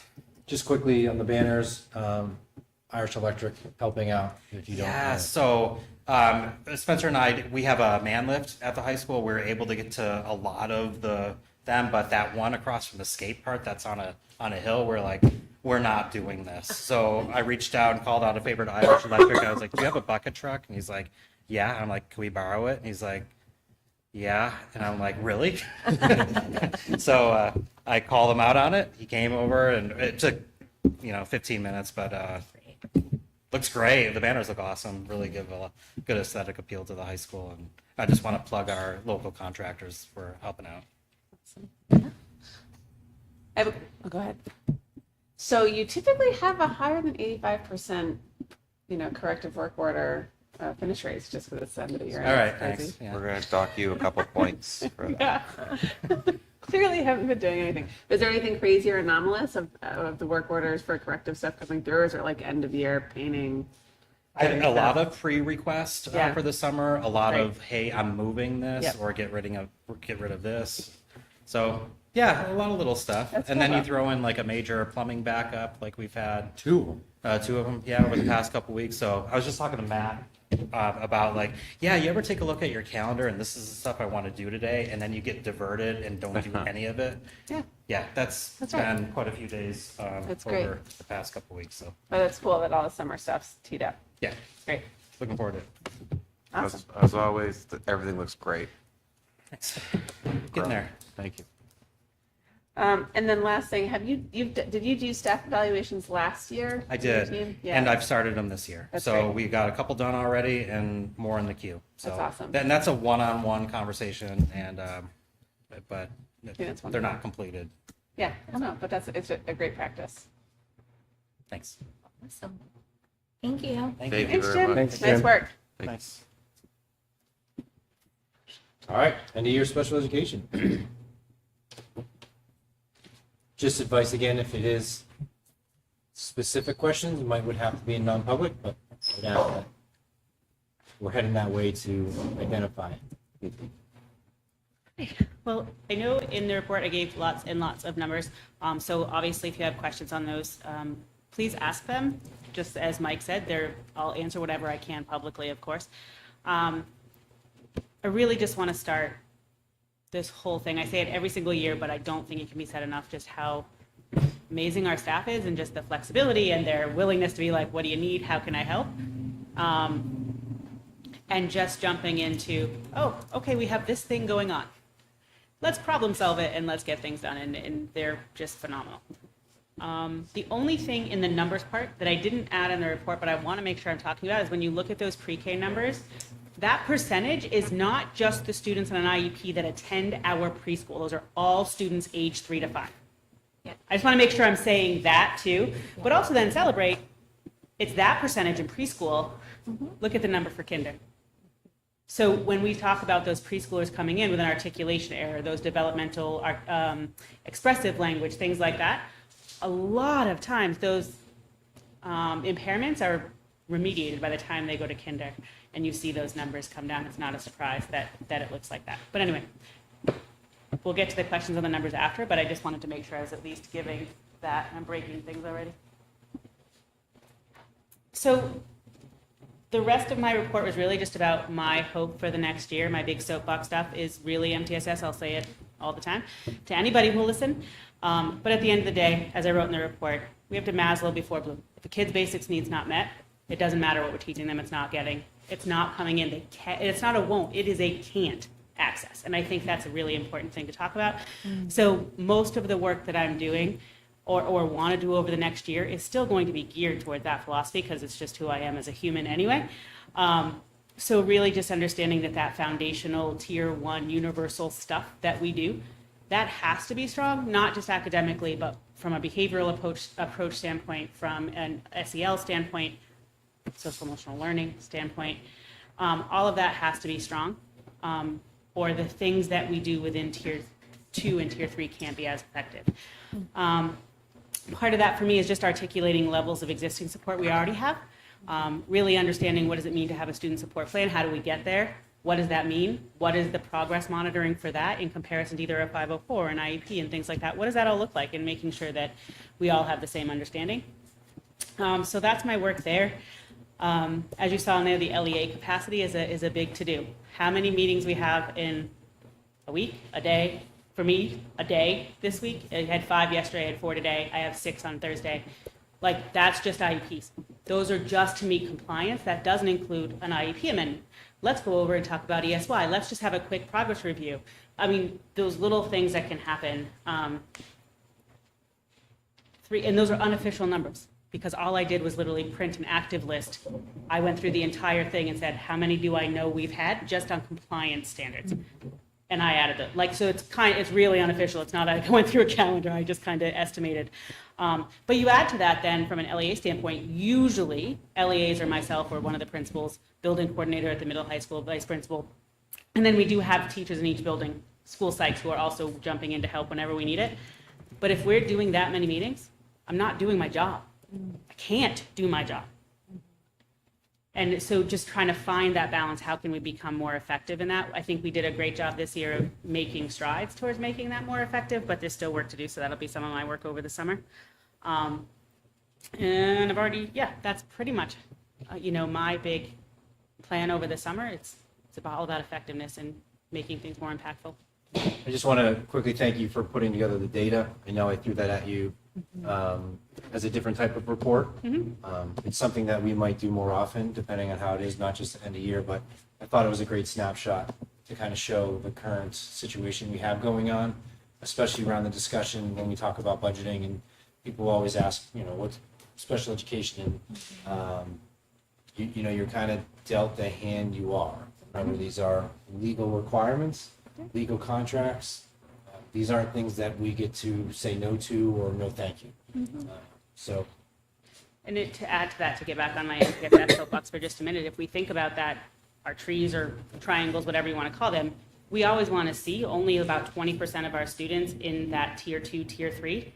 And if you look at those percentage numbers, how many students, special education numbers, if we're talking only tier 3 and not having a tier 4 and all that, is tier 3.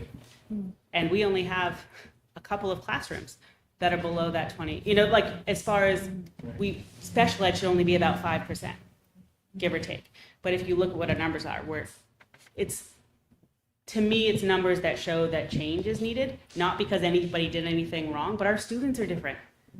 How we're asked to address them are different. The legislation is different. All of those things are there. So it's just looking at the numbers and using them to make decisions. Wait, so we should be at 20% for those numbers, or we should be at 5%? So special ed tier 3, goal is always to be about 5%. Different tier. No. Yeah. So again, that's right. There's lots of things that come within that. Yeah. But if you just, so I'm just taking the overall, the 20%, we're talking about those kiddos that need intervention. Pretty high for just a tier 3 part. Okay. We're not the only ones, by the way. This is not a Hopkinton No, we talked issue. about This that is a today, too, regional, statewide issue for sure. Yeah. Although something I've also noticed just looking through is that over time, the percentage does go down. So as generally speaking, as students move through the district, their percentage, because having a little more information about certain classes, I can see in certain classes where those numbers have gone down over time, which is great. And some of that is due to not so much that the disability has remediated or anything like that, is just what they need is no longer specialized instruction. So somebody that has a specific learning disability or either other health impairment, if they no longer need specialized instruction, that's a different plan. So they really then, it might just be that all they need is accommodations. That's a 504 plan. So some of those numbers decrease too, because as we're talking about what their need is, to make sure they're maximizing the time in the classroom, getting all that feedback from what's happening real time with their peers, as they get older, that typically is what we see. Right. I think the data's great. We talked, doesn't mean, the uptick over the last couple months, but just a comment just to you. You praise your team. We praise you back yourself, for what you do for all our students and your team. It's a tough job, being able to do what you do and find the best way to educate our students. So I want to thank you. A lot of people praise the work, the responses they get back from you with any questions. I think it's great to hear that. Thanks. Great. It's I have a lot to say. Yeah, about no, this it's one. good. And the one other thing that I really appreciated that you added was your third bullet, the effective communications. I just, I know as a board ourselves, we're kind of continually looking at how we can improve communications, and I have an appreciation for how challenging that can be, because sometimes what you say isn't what is heard, or you have to say things many times differently. And I always appreciate when folks are willing to continue to work on that. I think that's so helpful. So I like it. I appreciate it. Thanks. Thanks, Mandy. Anything else, Thanks, Mandy. Great. Thanks, Mandy. Matthew?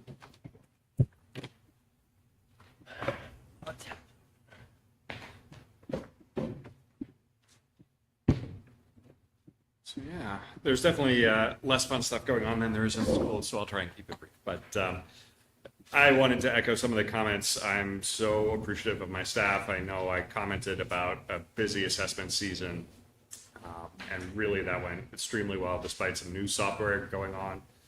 The digital AP exam was new for us this year. Mike Cody at the high school does a fantastic job, really tracking that stuff down, making sure that he's on hand to make sure that any problems are taken care of right away. And despite a late start due to room availability, I think our students were able to complete that test successfully. So very pleased about that.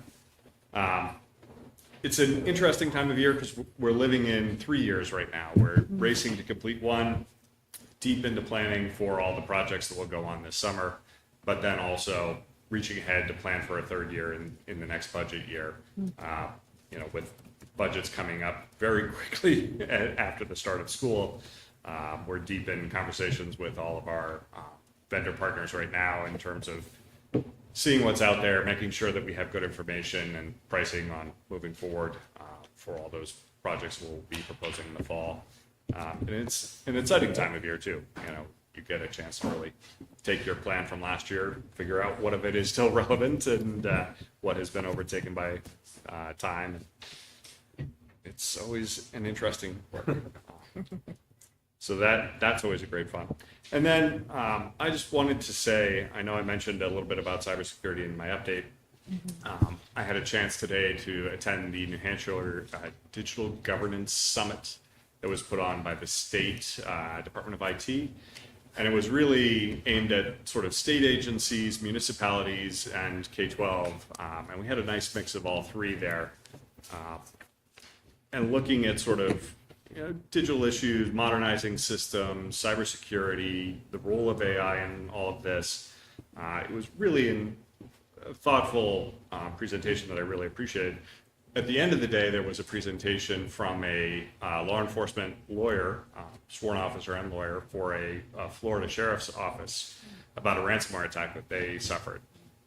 And going through all of the steps and all of the things he wished he had done beforehand to prepare, and the resources that they could call upon. And I thought, as we were going through it, he sort of said, do you guys know about this? And I was sitting with a table full of tech directors, and thanks to really great support from 3 organizations over the past couple of years, all of us said, oh yeah, we know about that. And that's the Primex, our insurance carrier, the State Department of IT, which has really stepped up in the last couple of years and is providing a lot of support for state K-12 and municipalities. And then the Federal Cybersecurity Infrastructure Security Agency. I never remember what CISA stands for, but anyway, CISA, which is the Federal Cybersecurity Organization. The 3 of them have really, all their representatives in the state have sort of wrapped their arms around K-12 and said, how can we help? Because we know you don't have a lot of resources. So we can at least help with training. We can help with discounts on some products. It's really wonderful to see. And to say, oh yeah, we know about all that. We don't necessarily have the time or money to do all of it yet, but at least, the training is there, the knowledge is there, and they've really done a nice job of saying what resources there are to draw upon. So, it's always good moving forward. I would also like to say that taking field trip forms online is a huge boon, at least for this parent. I don't know about everyone else, but huge win. So, good. Thank you. When they day offs or they forget to bring it home. That's right. Yeah, good work. Yeah. Awesome. Also, I know that there was a glitch in the Aspen service, I think the last time report cards went out, and I think that you were also nicely responsive for a Friday night rollout, which I appreciate from a tech administrative side. We did manage to send our report cards home right before a long weekend when I had was a little limited tricky. support. Yeah. I think we'll change that up next year. So if there are any login issues, Yeah, from a deployment scheduling standpoint, maybe, but yeah, you did a good job. Yep. thank you. Thank you, Matt. Anything else from Matt? I would just say I just want to echo the appreciation I have, and your understanding and your continued education and development, and knowing that in our increasingly, digitally connected world, that you are keeping, families, students, and staff safe online through through as many ways as we can with firewalls and secure forms. it's a lot of work. And I think people probably don't appreciate how much you do. So appreciate it. And, I mean, we always say, you know, Jim and Matt, their busiest time of year is summer when everyone's relaxing, so to speak. So, thank you guys. Yeah. Cool. All right. Thanks, Thanks, Matt. Matt. Okay. All right, so we moved Becca into her own presentation because she has a couple things to report out on this evening. So thank you to the principals and directors for your timeliness. It's appreciative. Your time into your one-pagers. Oh, yeah. Thank you very much. And all of your work managing the 23-24 school year. So Thank you, guys. Becca, I'm not gonna get up and be upset. I have to get up and leave between 7 and 7:15 for the concert. I just wanted to let you know if I awkwardly walk away. no, you are still on the agenda. You're so sad. No. All right. Thanks, guys. Work with it. You're never going to hear the end of that one. All right. Ms. Gagnon. Let's hit it. Okay.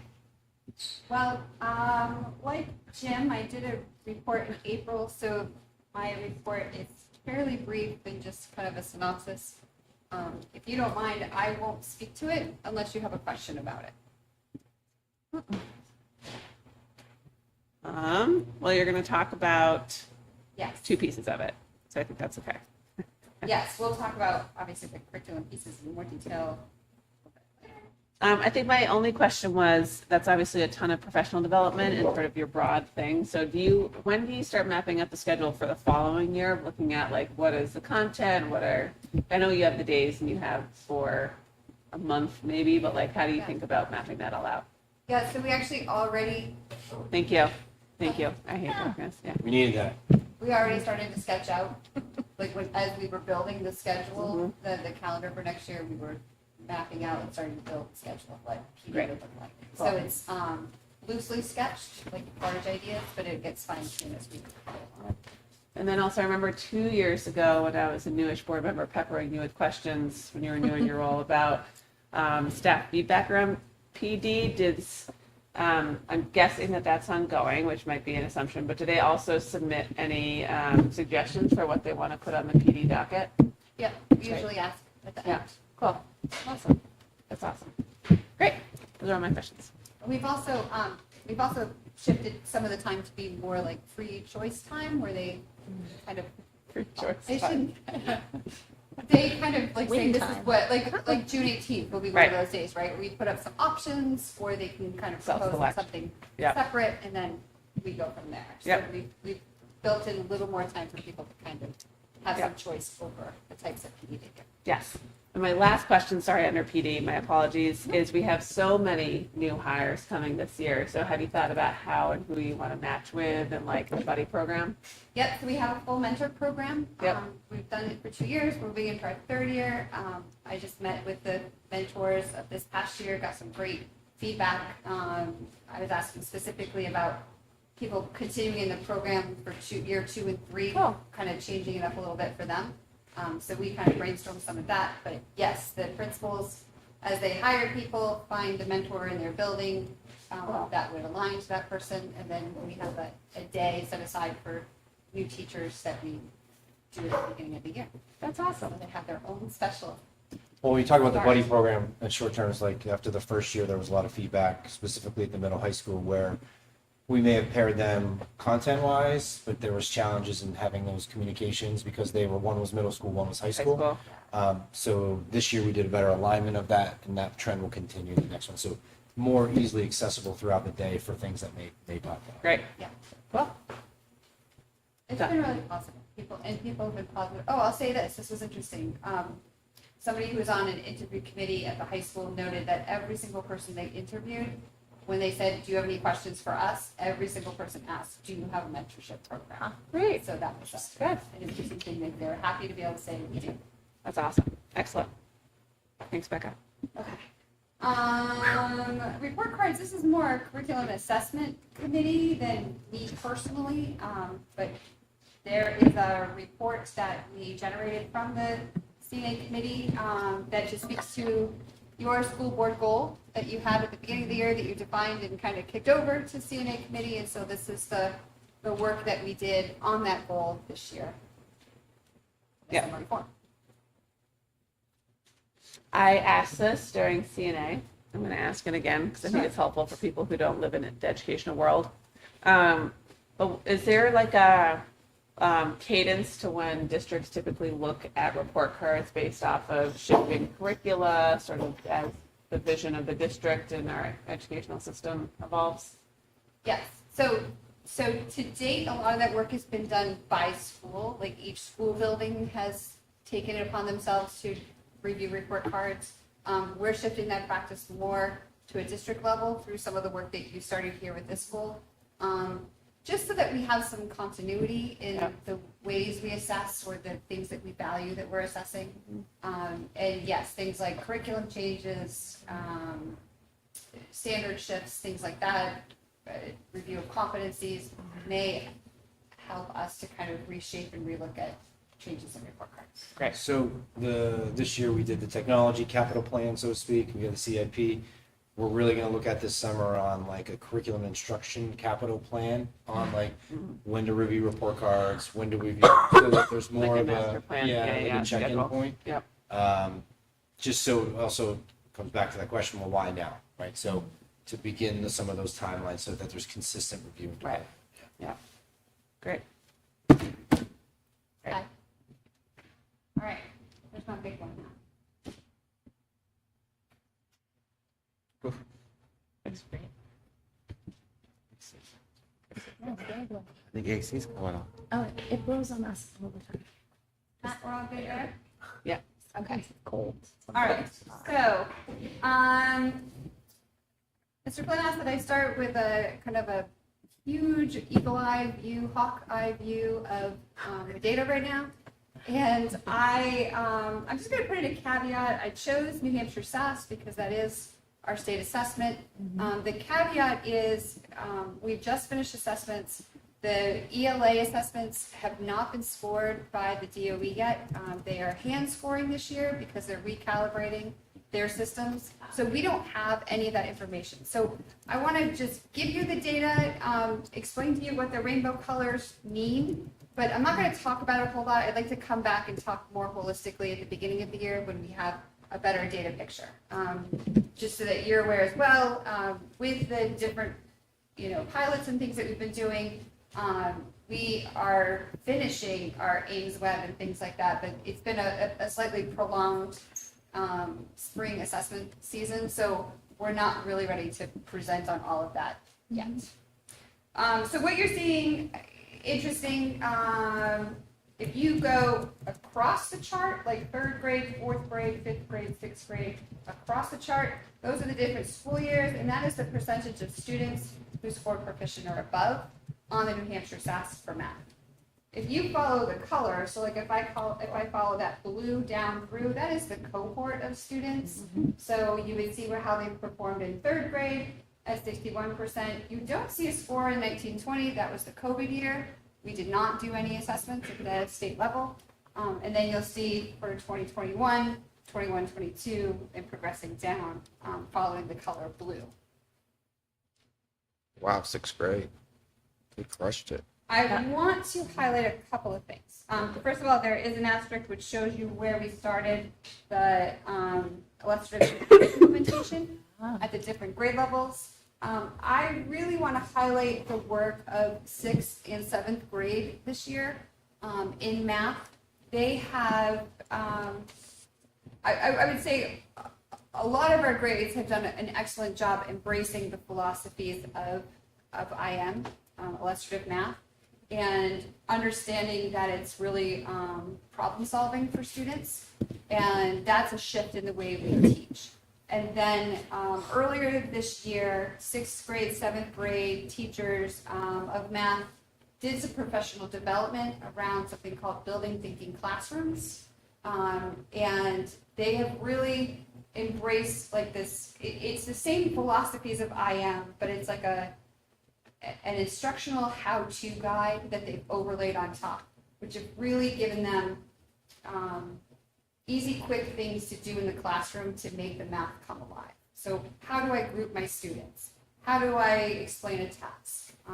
How do I intro something out? So where the structure is available in IM, these are like the nitty gritty, how does it really look in action, that got overlaid on top. And they've seen some tremendous responses in the children in how they are approaching math and their willingness to persevere through math. I just want to thank them publicly. Last Friday, we hosted Moulton Borough School District. They came in and did some observations in 7th grade and in 6th grade and met with the math specialists as well to kind of get some input. They're thinking about piloting. And just the amount of thoughtfulness and reflection and preparedness that our teachers had just blew away the Moulton Borough group that was here. They were highly impressed with the engagement of our students, with the time that they got to talk with the teachers and ask questions and understanding our teachers' approaches and the why behind what they were doing was phenomenal. So I really want to support the work that they've done and highlight it because I think it's showing good results. Moving on. Science, we've got some scores that need some conversations, and I'm going to say that way. It's a little, we've got some things that we need to dig into, and I think we need some time to dig into that to understand before I feel comfortable speaking to what we see as results. Suffice to say, they're not where we would like them to be, but they are well within the state averages. That doesn't make it okay.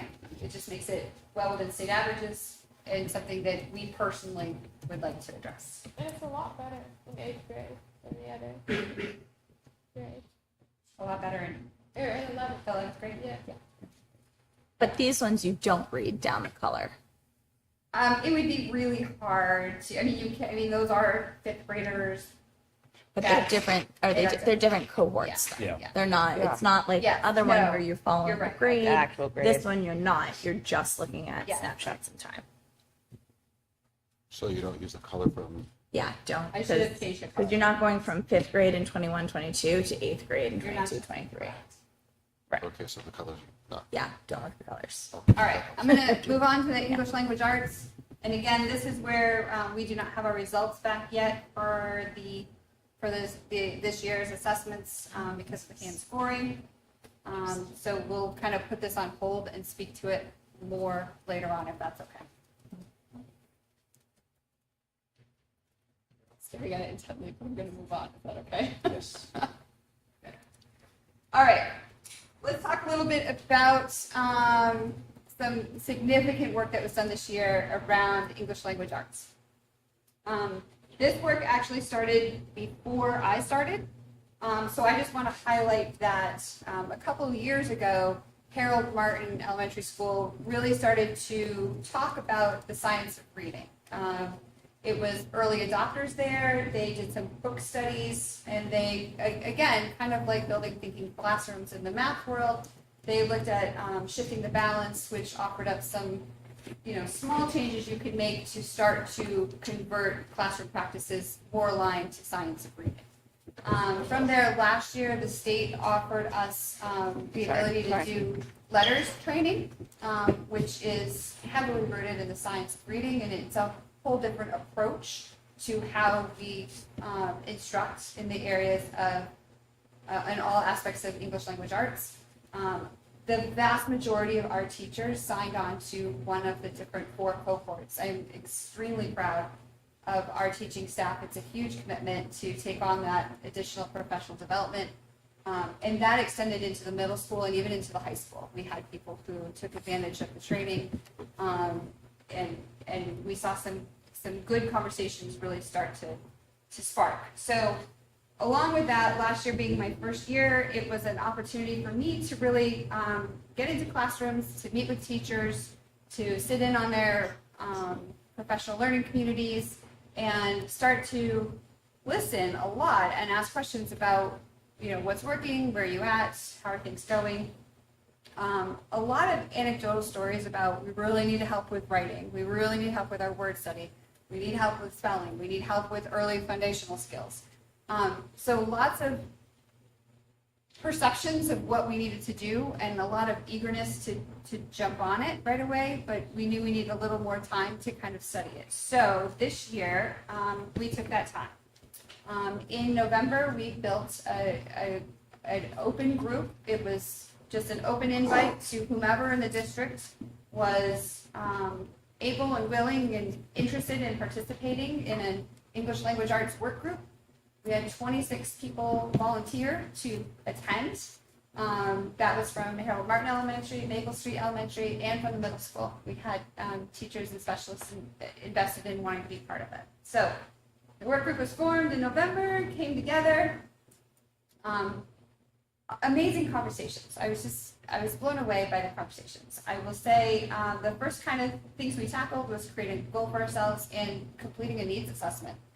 So taking some of that anecdotal and some of the what people felt like they needed from last year's conversations and kind of really looking at it this year. So we looked at a lot of data. We looked at a lot of our assessments and our results and strengths and weaknesses. We looked at where our students were at demographically, some of the numbers that Mandy talked about, and then other demographics to understand. We looked at our staff demographics, like how long a different teacher's been in our district, when were they hired, what were they trained in, things like that. We talked a lot about what do we have that works, recognizing that there definitely are pockets of really good things happening, and how do we, celebrate that and maintain that, and then where are those gaps? So we had a very comprehensive picture of what we needed, and from that we created a vision of what ELA looks like in our community. So that ELA vision went to all the different grade levels, and it went up to the high school. It had some refinement. It went to CNA for adoption.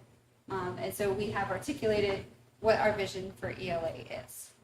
As that work was progressing, and mind you, these are like more than once a month meetings. Sometimes we met every single week. So I just want you to really envision what 26 educators coming together on a bi-weekly, sometimes weekly basis for an hour and a half. They gave a lot of time. It was a second job for them this year to do this work. But that's how passionately involved they were.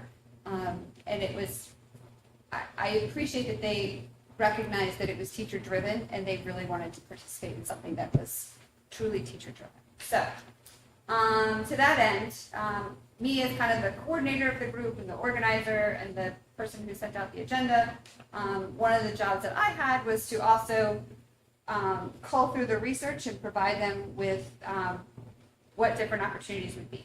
They came to the point where they built their goal and they decided that although we have pockets of greatness happening, there is a need for something, a program that unites all of the grade levels, that has a common language that the students are learning in kindergarten and is carrying them through. That does not rely heavily on a lot of teacher-generated materials, which is what they do now. A lot of the things that they're creating themselves or in team, it takes a lot of time. We're recognizing that we have more retiring staff than we've had in the past, and therefore we have new staff, making sure that new staff have supports and materials and things, and that students experience, regardless of your classroom teacher, at least has the same foundation components to it. Those were all values that the teachers defined for themselves, and that's what led us down the road of finding a new program that would help meet those goals. So with that in mind, we looked at what's out there. We took 10 of the top best. We narrowed that. They did a lot of research on the 10. They narrowed their 10 down to 4 through a lot of conversation back and forth with each other over the course of a couple of meetings. They narrowed the 4 down to 2, and we decided to pilot those 2. We did know from the beginning that we were going to work on an expedited timeline. We actually paused at one point and took a vote to make sure that people were still comfortable. This was a very veteran, experienced group of educators. They felt comfortable, so we agreed that they would pilot a unit in each of the 2 programs. So they did their pilots. While they were doing their pilots, very interestingly, mid-April, the state announced a grant, a competitive grant that we were eligible to apply for. And so that was part of my role in all of this. I did apply for the grant in the background. And then they moved through the training and the pilots and the work. We got to the end. We built a rubric of the different criteria that they were going to score out. I built the template of it, put it out, got feedback, revised it, and put it out for real. People scored against it, and they voted for which of the two programs that they wanted. Anytime you do this, and people put a lot of heart and a lot of energy and emotion and professionalism into these programs. They become invested. Obviously, people chose one program, other people chose a different program. There was, some discrepancies in preferences. We decided to, use that rubric to in the vote to kind of decide where to go. So Amplify CKLA is the one that came out as the lead in both point total and in vote total. So we broke down the points by category and then also the overall vote. There were some people who, for various reasons, didn't feel totally comfortable voting. That's their personal choice. It's okay. And so when we got to the final meeting, we kind of went through all of our data, reviewed where we were. I was really proud of them because some people were very passionate about what they wanted, and when they realized where we were going, they switched gears pretty darn quickly and said, okay, then this is what we're going to do. We opened up a fresh Google Doc that we shared with everybody, and we said, let's start identifying, what are the potential barriers, things to consider, what more information do we need from the vendor, what do we need to discuss with our administration at the building level. And so we've been collecting this ongoing document where we're questions and answers as we move forward so that we can kind of anticipate this going in. I mentioned that grant. So the grant was a 2-week window. It was due at the end of April vacation. They submitted a grant for Harold Martin Elementary, submitted a grant for Maple Street School. We did not talk about the grant again until after their decision was made. So it was really important that this decision was not driven by money, but it was driven by what they wanted as a program. It was actually very sweet. Some of the people on the committee said, this is one of the last major decisions I'll probably make before I retire. This will be my legacy, and I want it to be right. So that's how invested they really were. So we did not talk finances of any programs at all. So after the decision was made and we had the Google Doc and we were working, I said, here's one more piece you need to know. And that's where school board comes in tonight. The grants that we were invited to apply for were between $5,000 and $25,000. But we decided to just go all in, swing for the fences. So we put in everything we would need to launch this successfully at Harold Martin, and then everything we would need to launch this successfully at Maple Street. We received both grants in full amounts. So we received about $76,000 for Harold Martin Elementary and about $39,000, almost $40,000 for Maple Street. So it was tremendously exciting to be able to say that. Okay, so that's kind of where we're at. Okay. All right. Questions, Rebecca? Questions? Yeah, I just wanted to echo what Becca was saying about the grant, because that did come up in CNA, and we had a teacher who was in CNA say specifically she really wanted to highlight the fact that they made their decision before any money was discussed. And she even checked my notes as well, my minutes, to make sure that I captured it correctly. But I appreciate, I know in CNA we would get updates about the ELA work group. I appreciate how teacher-centered and teacher-driven it was. And that we were able to find a program, hopefully, that really does help, not align, but but something that multiple, K-6, I believe, will be able to use. Great. Just one of the points I'd like to echo and the turnover, right? So the retirees versus the new hires. And this experience is whether they have Mr. Flynn or Ms. Folsom as a teacher. Let's put some guardrails in place on the repetitive stuff. So it allows the track to go down, but at the same time, the teachers are using their own materials for lessons, meaning like this, we're not teaching to the program, we're teaching as an experience. Yeah, we've talked a lot about fidelity versus integrity. Could you, Allows for the professionalism of the teachers. just really vaguely, can you explain to me what exactly the grant could be applied to? Like, Yeah, thanks. So, obviously, a large bulk of the grant will be the upfront pieces for the classrooms, like the class kits and things. You know how I feel about professional development. There's a lot of money in there for professional. yeah.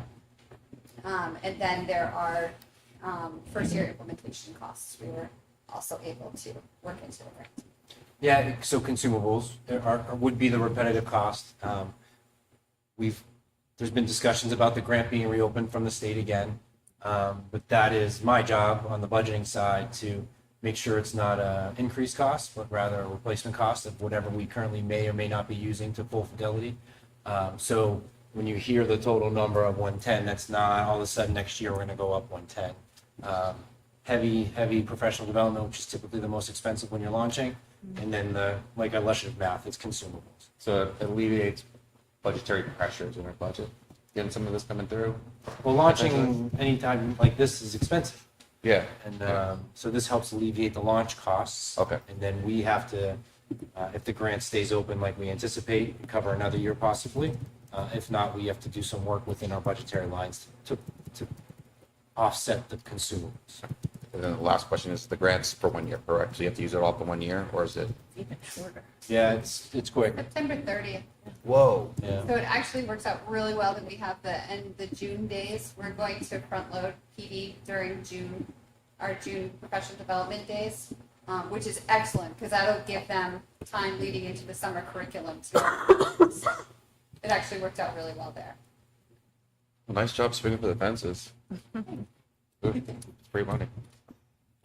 I got two questions. So people have done a ton of letters training over the last 2-3 years. How does this program dovetail with that training? Then the second question is, how does this get personalized to kids at different reading levels? Yeah, thank you for both of them. So the first question, this was kind of exciting. In May 1st, actually, the Reading League, which is a national nonprofit group, released their own reports, reviews of programs, specifically looking for programs that were aligned to the science of reading. Amplify CKLA is one of the ones that they reviewed, and it has very high marks across the board. It is an excellent dovetail with the letters training that people received. The second part? Yep. So my second question was, Yeah. I previewed the wrong video where Amplify offers different options, right? There was an Yeah. assessment option, and then there was a personal intervention option, and thank you for the stuff that came back that said that's not what we're doing. So then the question still persists, like, Yeah. how do we still do that, and how does this program help us do that, or does it not matter? Yeah, so a couple things. So like within the class tier 1, which means like in your classroom instruction day to day, in the teacher materials that they receive, there's like margin notes which talk about grouping and how to group, how to extend for some students who need extension, how to pull for students who may need like other skill remediation first. Part of what Amplify has embedded with it is an intervention toolkit. I will say their online supports are phenomenal in this program. So they have this whole intervention toolkit. So using some of the built-in assessments that the teachers will do on a regular basis, just the formative, sitting with a student, listening to them read, marking things down as they go, they can then use this intervention toolkit, as can specialists, case managers, and others, to pull what students may need either individually or in small group for instruction. So there's some differentiation options built into it. What about enrichment? Yeah, extension activities are there as well. What's nice, but something we're going to need to talk about, so it's on our list, is teachers aren't locked into just looking at their grade level material. They're allowed to look and see from other areas.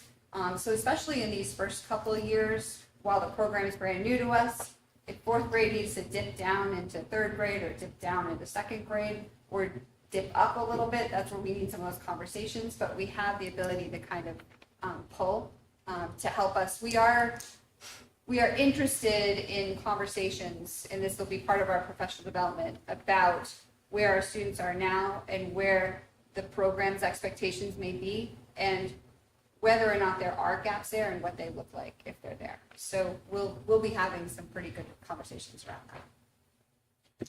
There's a curriculum map, but you have the flexibility to move within that map, maybe with some students, maybe with your class. Yeah, so they have scope and sequence and pacing guides. What they have is they have these built-in pause days, they call them. And so you can either, so they say, there's X amount of days of content to teach, and then there's certain days that you can take a day to break into different groups that are remediation or extension groups on that day during the ELA time. Or you can take your pause day, broken into little segments each day and have some time there. So they give us some flexibility in how we want to use that and support students individually.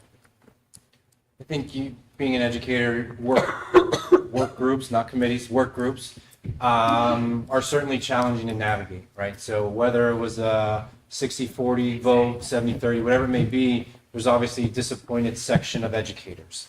And it can feel like we weren't listening, or it might be challenging of introducing, but now that's our goal on our side to show them maybe what they didn't see during the pilot or how we can help support them. And that's why those costs of, see you later, that's why those costs of professional development are so high, is because you're really teaching them how to make sure they're accessing the parts they need for their classroom.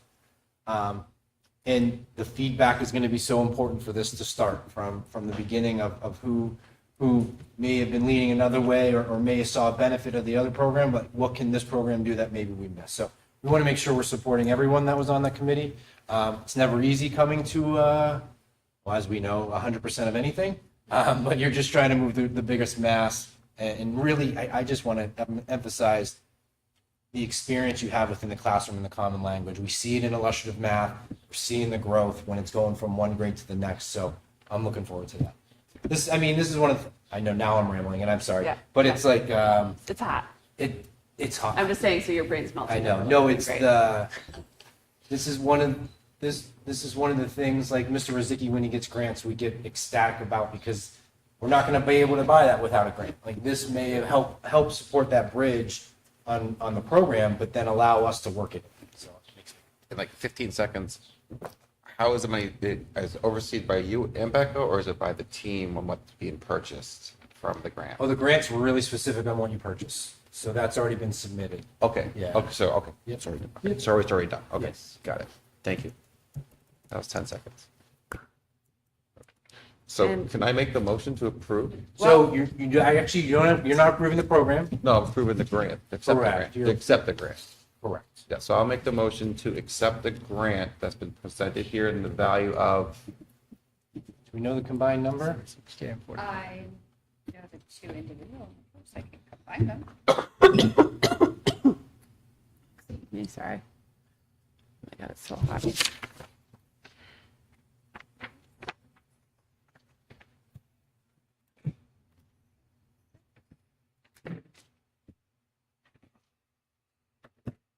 free money. Mhm. Free money. No money's free, Norm. That's true. Comes from somewhere. $112,344.16. So I'll make a motion that the Hopkinton School Board accept $112,344.16 of a grant from the state.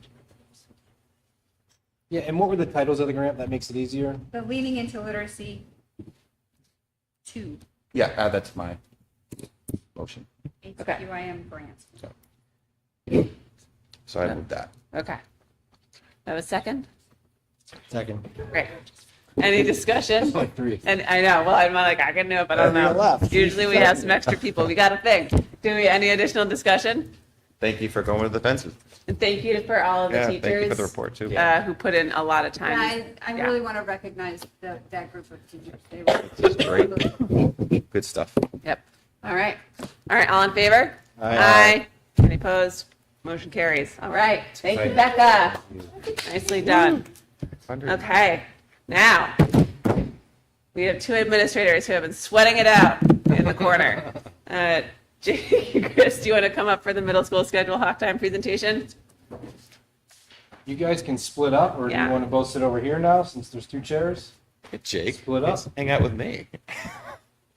Careful, Jake. Careful. Thanks for the warning. That's why I said name grant, because they're not couples. All right. It's hard to believe the year's gone by already. It's been a quick year. Middle school, with a large seventh grade and then throwing a schedule change on top of them was a lot for them to digest from the start of the school year. We recently surveyed the middle school staff, and the survey was separated by teachers, support staff, world language and unified art teachers, because those are three groups that kind of work within that schedule.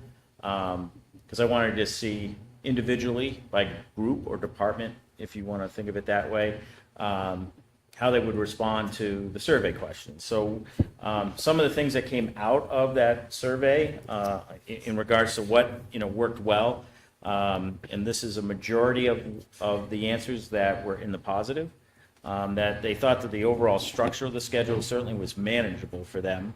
And that's important because they went from seeing classes every other day to seeing the same group of kids every day. So that manageability for them, they thought that worked well. Again, having a common prep time for them to plan for interdisciplinary activities within the classroom, or to plan for field trips, like the Kimball Pond trip that Sarah Brewery does, or any other trips or any other grade specific level topics that they wanted to plan for. They have that, and they meet every other day to do that. And a strong majority of the teachers also believe that they had enough time to teach the material and the content within that 55-minute period that they were planning for. So again, if you remember, one of the things that I was talking about when I put this out as part of the rationale was to increase that class time over those 2 weeks, which we increased instructional time by 200 minutes over those 2 weeks, which then also leads me into that they were still able to meet their daily learning objectives. So being able to have their students still demonstrate their learning similar to what they have seen in the past. So we don't believe that we've had learning loss from this. We didn't expect that from the beginning, but that just solidifies that just coming back, their feedback. And the majority of the staff were satisfied with Hawk Time. There were a few that weren't. And Jake will talk a little bit about that, but that's something I think we need to look at and review, and kind of dig in mind into that a little bit more. And another important thing I think to point out is that because we redesigned this schedule, we had fewer high school classes in the middle school than we've had in the past. If we looked at schedules in the past, we were utilizing our science classrooms and other classrooms for things like world language or an additional math class upstairs.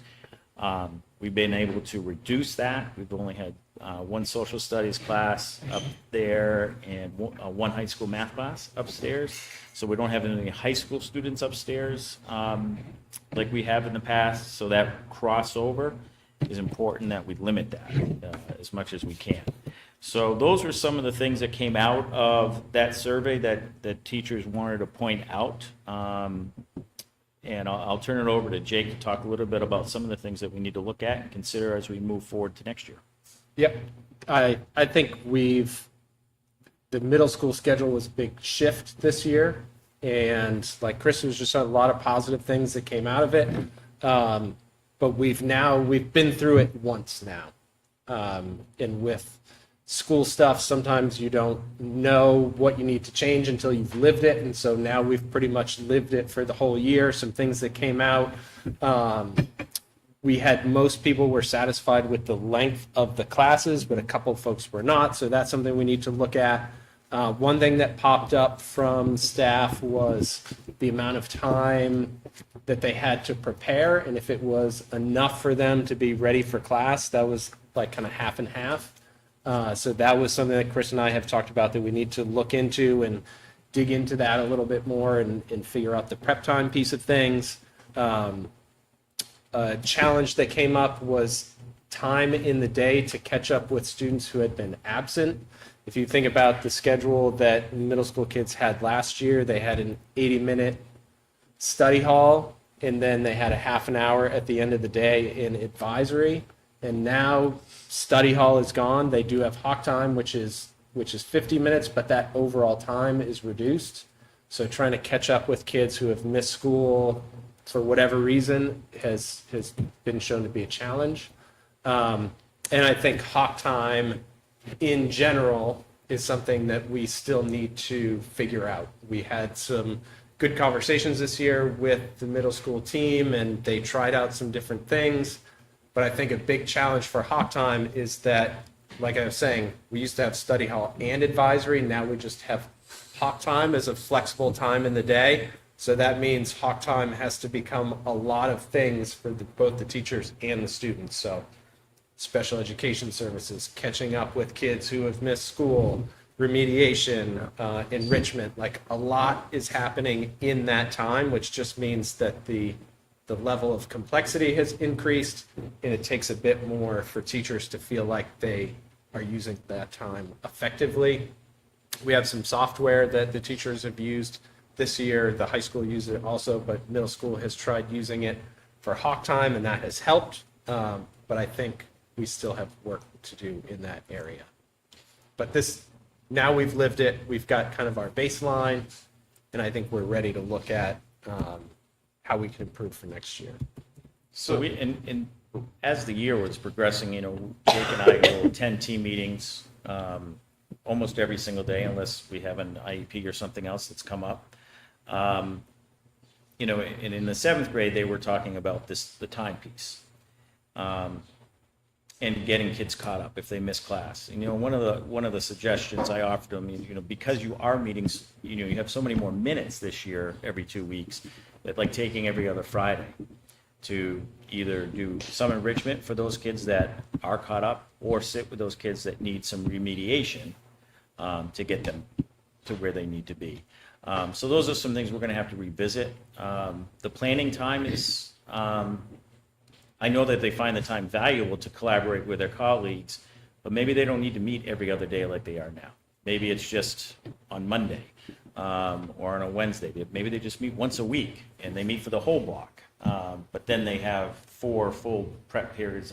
So we just have to talk to them about some ideas and things that we have and kind of pick their brains on how do we address some of those things that came up out of this survey. So. Can you just remind me, so how many blocks, periods in a day for the middle school? And then how, teachers have one prep block? Yeah, so they start their day with that prep of 80 minutes. And while they're in prep, then the middle school kids are either in world language or one of their unified art classes. And we kept those blocks 80 minutes because those unified art teachers and world language are also teaching high school. So their schedule doesn't change. So they're consistent with what their day looks like. And then when they're out of those classes, block 1, then they go through 4 periods of their core classes, and then they end the day with their hawk time. One thing that I'm not sure came up, but I know we've also had questions, or not questions, but feedback, is, we also have our performing arts during that hawk time in the middle part of the week. And we had some students who, for one reason or another, drop band or course to be part of hawk time. And I would assume that some of it has to do with social, some of it has to do with the activities that may have been happening at that time, or that they wanted that time to maybe get some work done. So that's a hiccup right now, and I'm not sure yet how we address that. What was the sense from kids who experienced longer blocks as seventh graders that are now eighth graders doing the 50-minute or 55-minute? Like, what was there? Good question. We just had an IEP team meeting today with an eighth grade student, or yesterday with an eighth grade student. And they brought up on their own that they enjoyed this schedule better than the 80 minutes every day. That's one small sampling, but I think in some of the conversations we've had with the eighth grade teachers, the students, it's either, again, like Mike had said, it's 50-50. Some kids may like it and some kids may not. The kids that I think like it are the kids that couldn't sit for 80 minutes. Yeah, that's the question I was going to ask, because after 1 year of doing it, first off, I love Hawk Time. I think it's great. I've heard a lot of good positive things about it. But how the students are from going from 7th to 8th grade, they had 7th grade of not having that to 8th. How did it help them academically? Was there an improvement overall in their learning? I think that's a great thing. I know it was a small sample, and I hear you when you say there's kids who can't stay that long. I'm one of them. I can't stay in one spot, but I'd like to know more, if there was an improvement in the students, I guess, with having that longer block, of seeing that teacher continuously more. It's some good data to look at, I think, to see. The tough challenge is it's 1 year. So yeah, it's correct. But I think that's where, like, when we become more consistent meeting, we have years of data to look at around Ames Web and our SAS data.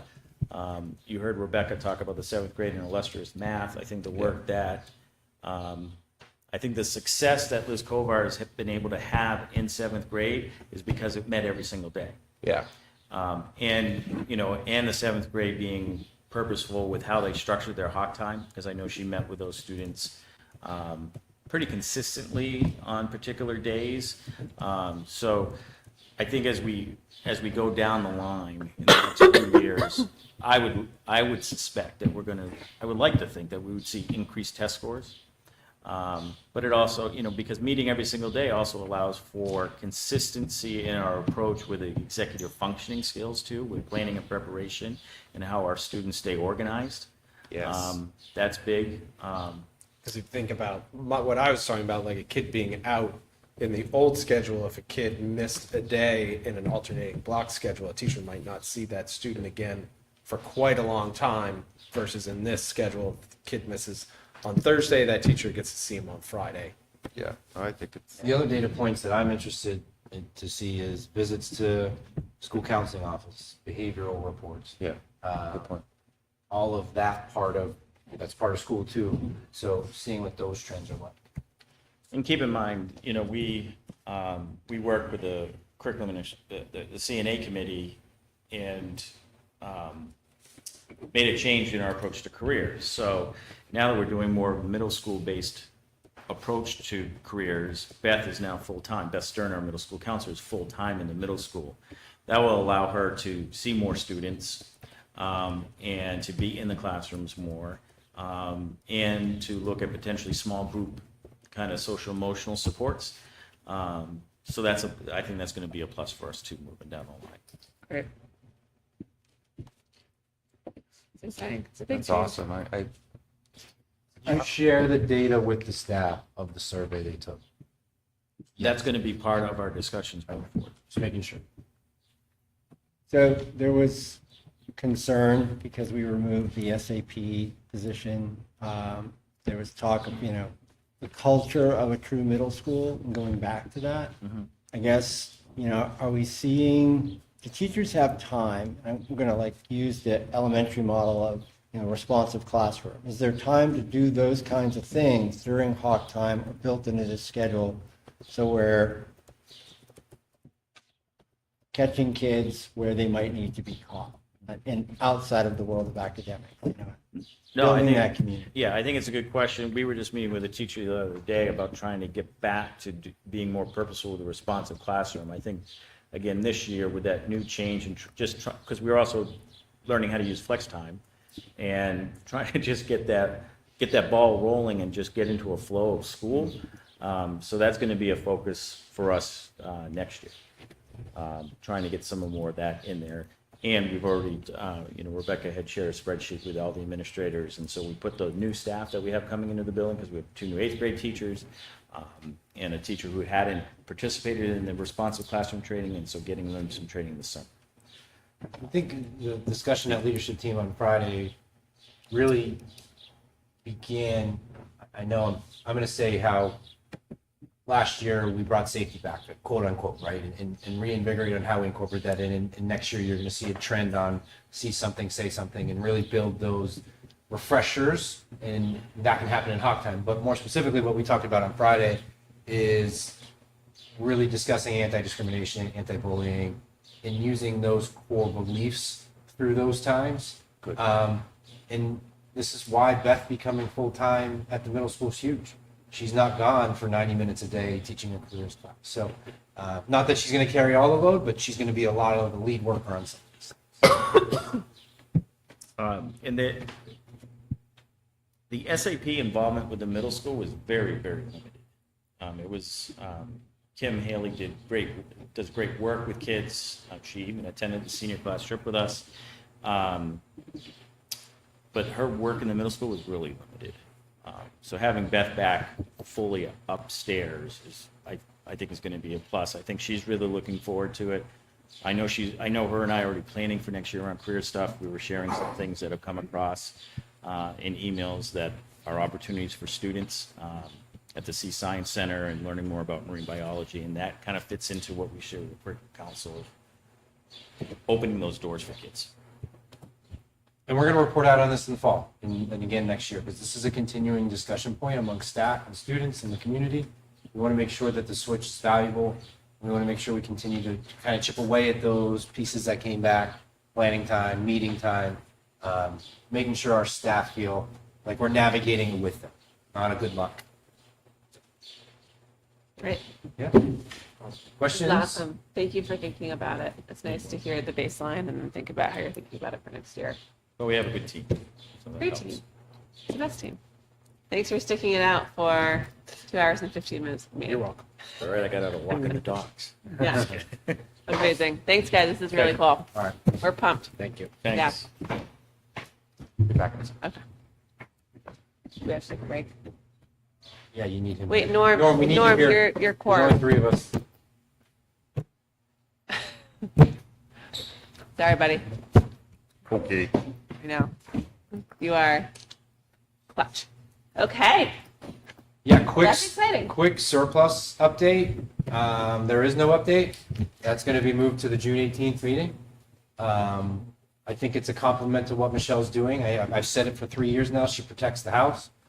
So we are waiting for all POs to come in before we begin that discussion. It's through our finance work groups and in some of our meetings, it's been clear that our surplus has been reduced, which has been a goal of the school board.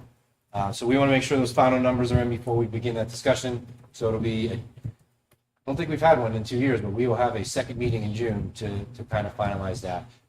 To the finance work group we had, she received confirmation from the auditor that if we did need to access special education trust fund, that's all within the time frame. So I remember that was a question.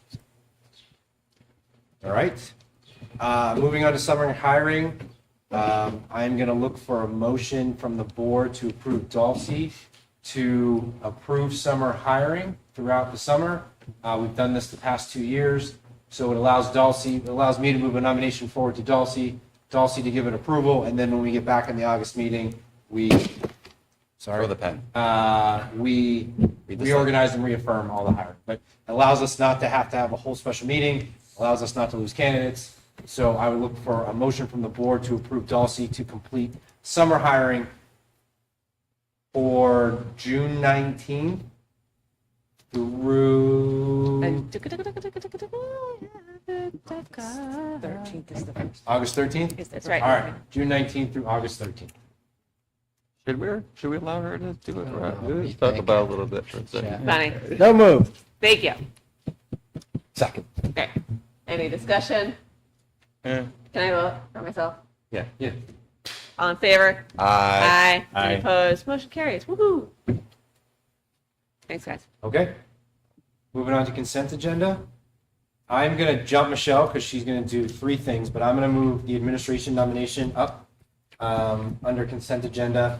I want to say, I know it sounds crazy, but it's exciting that 3 administrators' contracts had ended, so it come to a 3-year close. So Matt, Mandy, and Chris have all completed their 3-year cycle with me. So I have met with them for their reviews and their evaluations, and am excited to represent Chris, Matt, and Mandy for renomination. It'll come as a whole vote, so, but I wanted to, sorry, Michelle, I wanted to steal No, that that's, thunder. no, I think you should. That makes me excited. Yeah, no, it's good. I didn't, oh yeah, can I make a comment? Yeah. I didn't realize that Matt and Chris were at 19 years of service. That's bananas. Maybe Matt didn't want that shit. Yeah. Matt's got 19 more left, right? Yeah, that's right. Yeah. Yeah. Thanks, guys. Welcome back, Matt.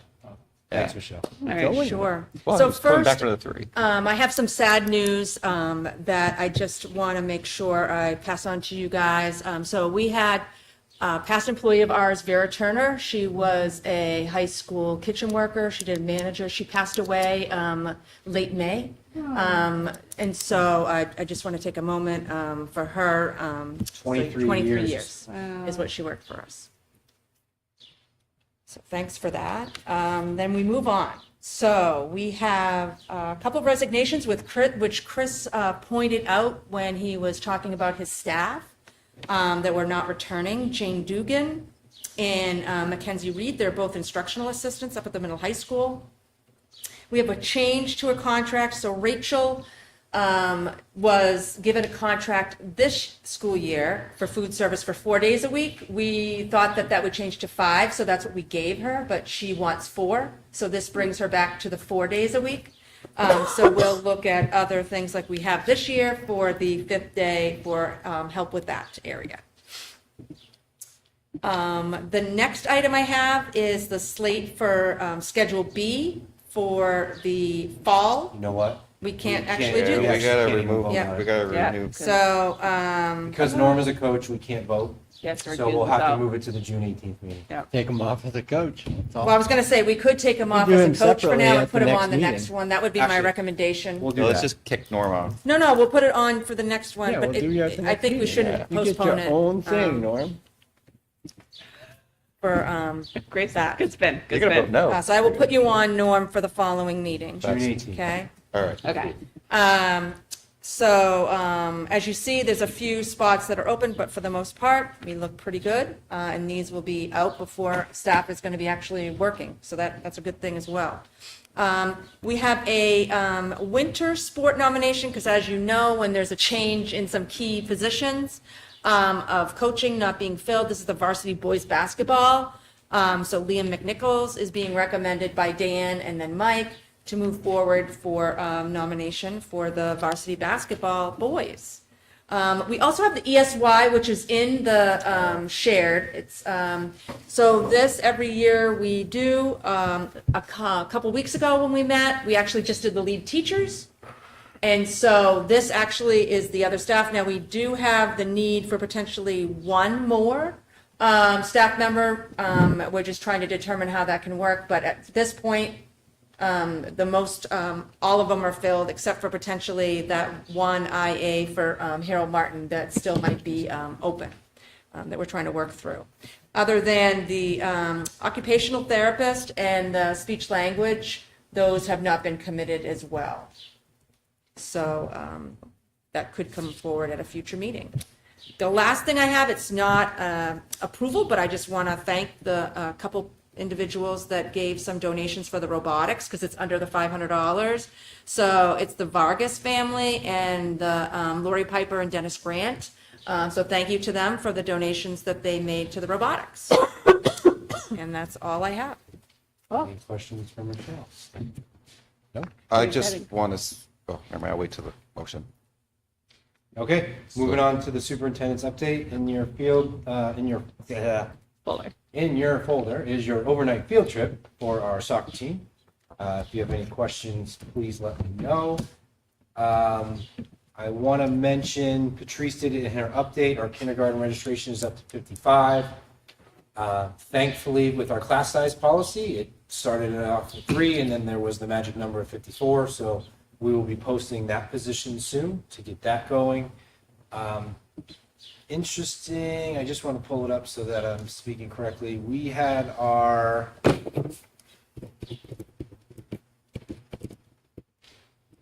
evaluation from the state on our school approval for facilities, and the middle high school passed with flying colors.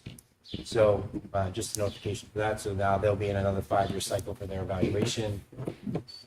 Kindergarten I mentioned, and then one more piece. I know we've been talking about it all year with Michelle, but on Saturday is the Excellence in Education, which is the New Hampshire, they're called the Eddies. And it is when Michelle will be recognized for her Alexander J. Blastos Distinguished Service Award.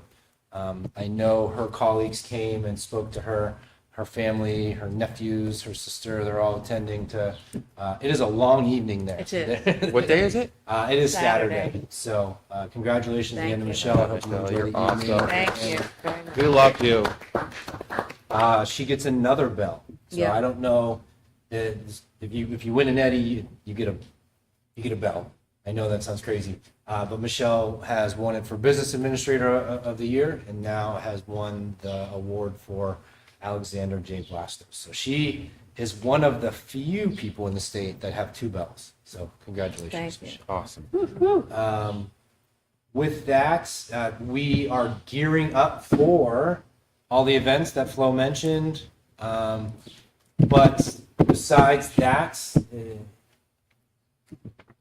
it takes a lot to come to school at this time of year. There's a lot of effort, but both on the student and staff. But with the heat, with the chaos, with the field trips, with the field days, with the popsicles in classrooms, with all of the things that are going on, when we have first lived the 170 days together, now we have to wrap up 7 more. It's just another testament to the staff and the time and effort. They go all the way to the bell, and then we get to hang out with them for 3 more days after that, which is always exciting. But thank you to the staff. Thank you for what I anticipate is, anticipate's wrong, which has been one of the hardest years of my life, without a doubt. So my team, the staff, the letters, the cards, the notes, support of the board, support of Jody living with me every day and my complaints, and keeping me in line, and Michelle being able to walk down the room and scream. So it's been a heartwarming year, to say the least. So thank you to everyone, and I hope that the last, how many days are left, Flo? I don't know. I thought you'd be a counter. I feel like I'm already done with school. All right. She's So just aimlessly wandering the hallways already. let's just say till next Thursday and the half day. I hope we hang together. Oh, and I mentioned to Rob on the way in, the 5th floor will have a surprise when they walk in tomorrow. Mr. Rizicki and I were able to locate funds for air conditioner units. So we're going to finally try and cool that floor and make it a standard. So They're going to learn so much. Thank It's 6.5 days. I know, Yeah. but we have it in the fall. No, it's good. No, but I'm just telling you that it's 6.5 days. 6.5. Yeah. So thank you to everyone. I appreciate it. So with that, I would ask for the board to accept the consent agenda as presented. I'll make a motion that we approve the consent agenda as presented. Present. Presented. Second. Okay. Any discussion or questions? Love the Liam. Great guy. Great guy. Great. That's all I'm gonna say. Okay. Love him. Okay. That's it. All in favor? Aye. Any opposed? Motion carries. Great. Good when we come back. Huh? Okay. All right. So we are going to buzz through some committee updates here. Policy has not met since our last meeting 2 weeks ago. CNA, we got a pretty thorough CNA update today. If you do want to look at the minutes, I went ahead and linked them in the committee updates. Finance, have you met since May 7th? Great. CIP has not met since May 7th when we just had a public hearing. Great. EMC, heard it live, heard it here first. Safety, have you met? Thursday. Great, terrific. We'll look forward to an update on the 18th. And any news from Budget Committee following May 7th? No. And you are on summer recess now, right? Summer recess, see you in September. Terrific. Or in my case, October. October. There you go. I'll go to September. Look at us. Okay, great. So we are now into our second public comment portion of the evening. If you would like to make a comment, go ahead, come on up. All right. Name and address. We have a shaking no in the back. It is hot. Yep, okay. Now into other business, old business. Any other comments from the board or any other member of the team? Thank you for the patience and understanding for end-of-year reports. I would also say if anyone in the public is still watching this Zoom YouTube right now, there is so much content in the public folder that's really exciting to see what's happening in the school district. And it was wonderful for all of the team to sit and talk through and let us know everything that's happened over the course of the last quarter. And I really appreciate it. And Norman. Make sure you attend the parade, support our seniors this week. Okay. And tell the seniors no Tootsie Roll Pops. Okay. Great. When you throw those from the car, they can hurt. Okay. You know from experience. Sounds good. We do not have a need to go into non-public, so we're going to head and go and adjourn the meeting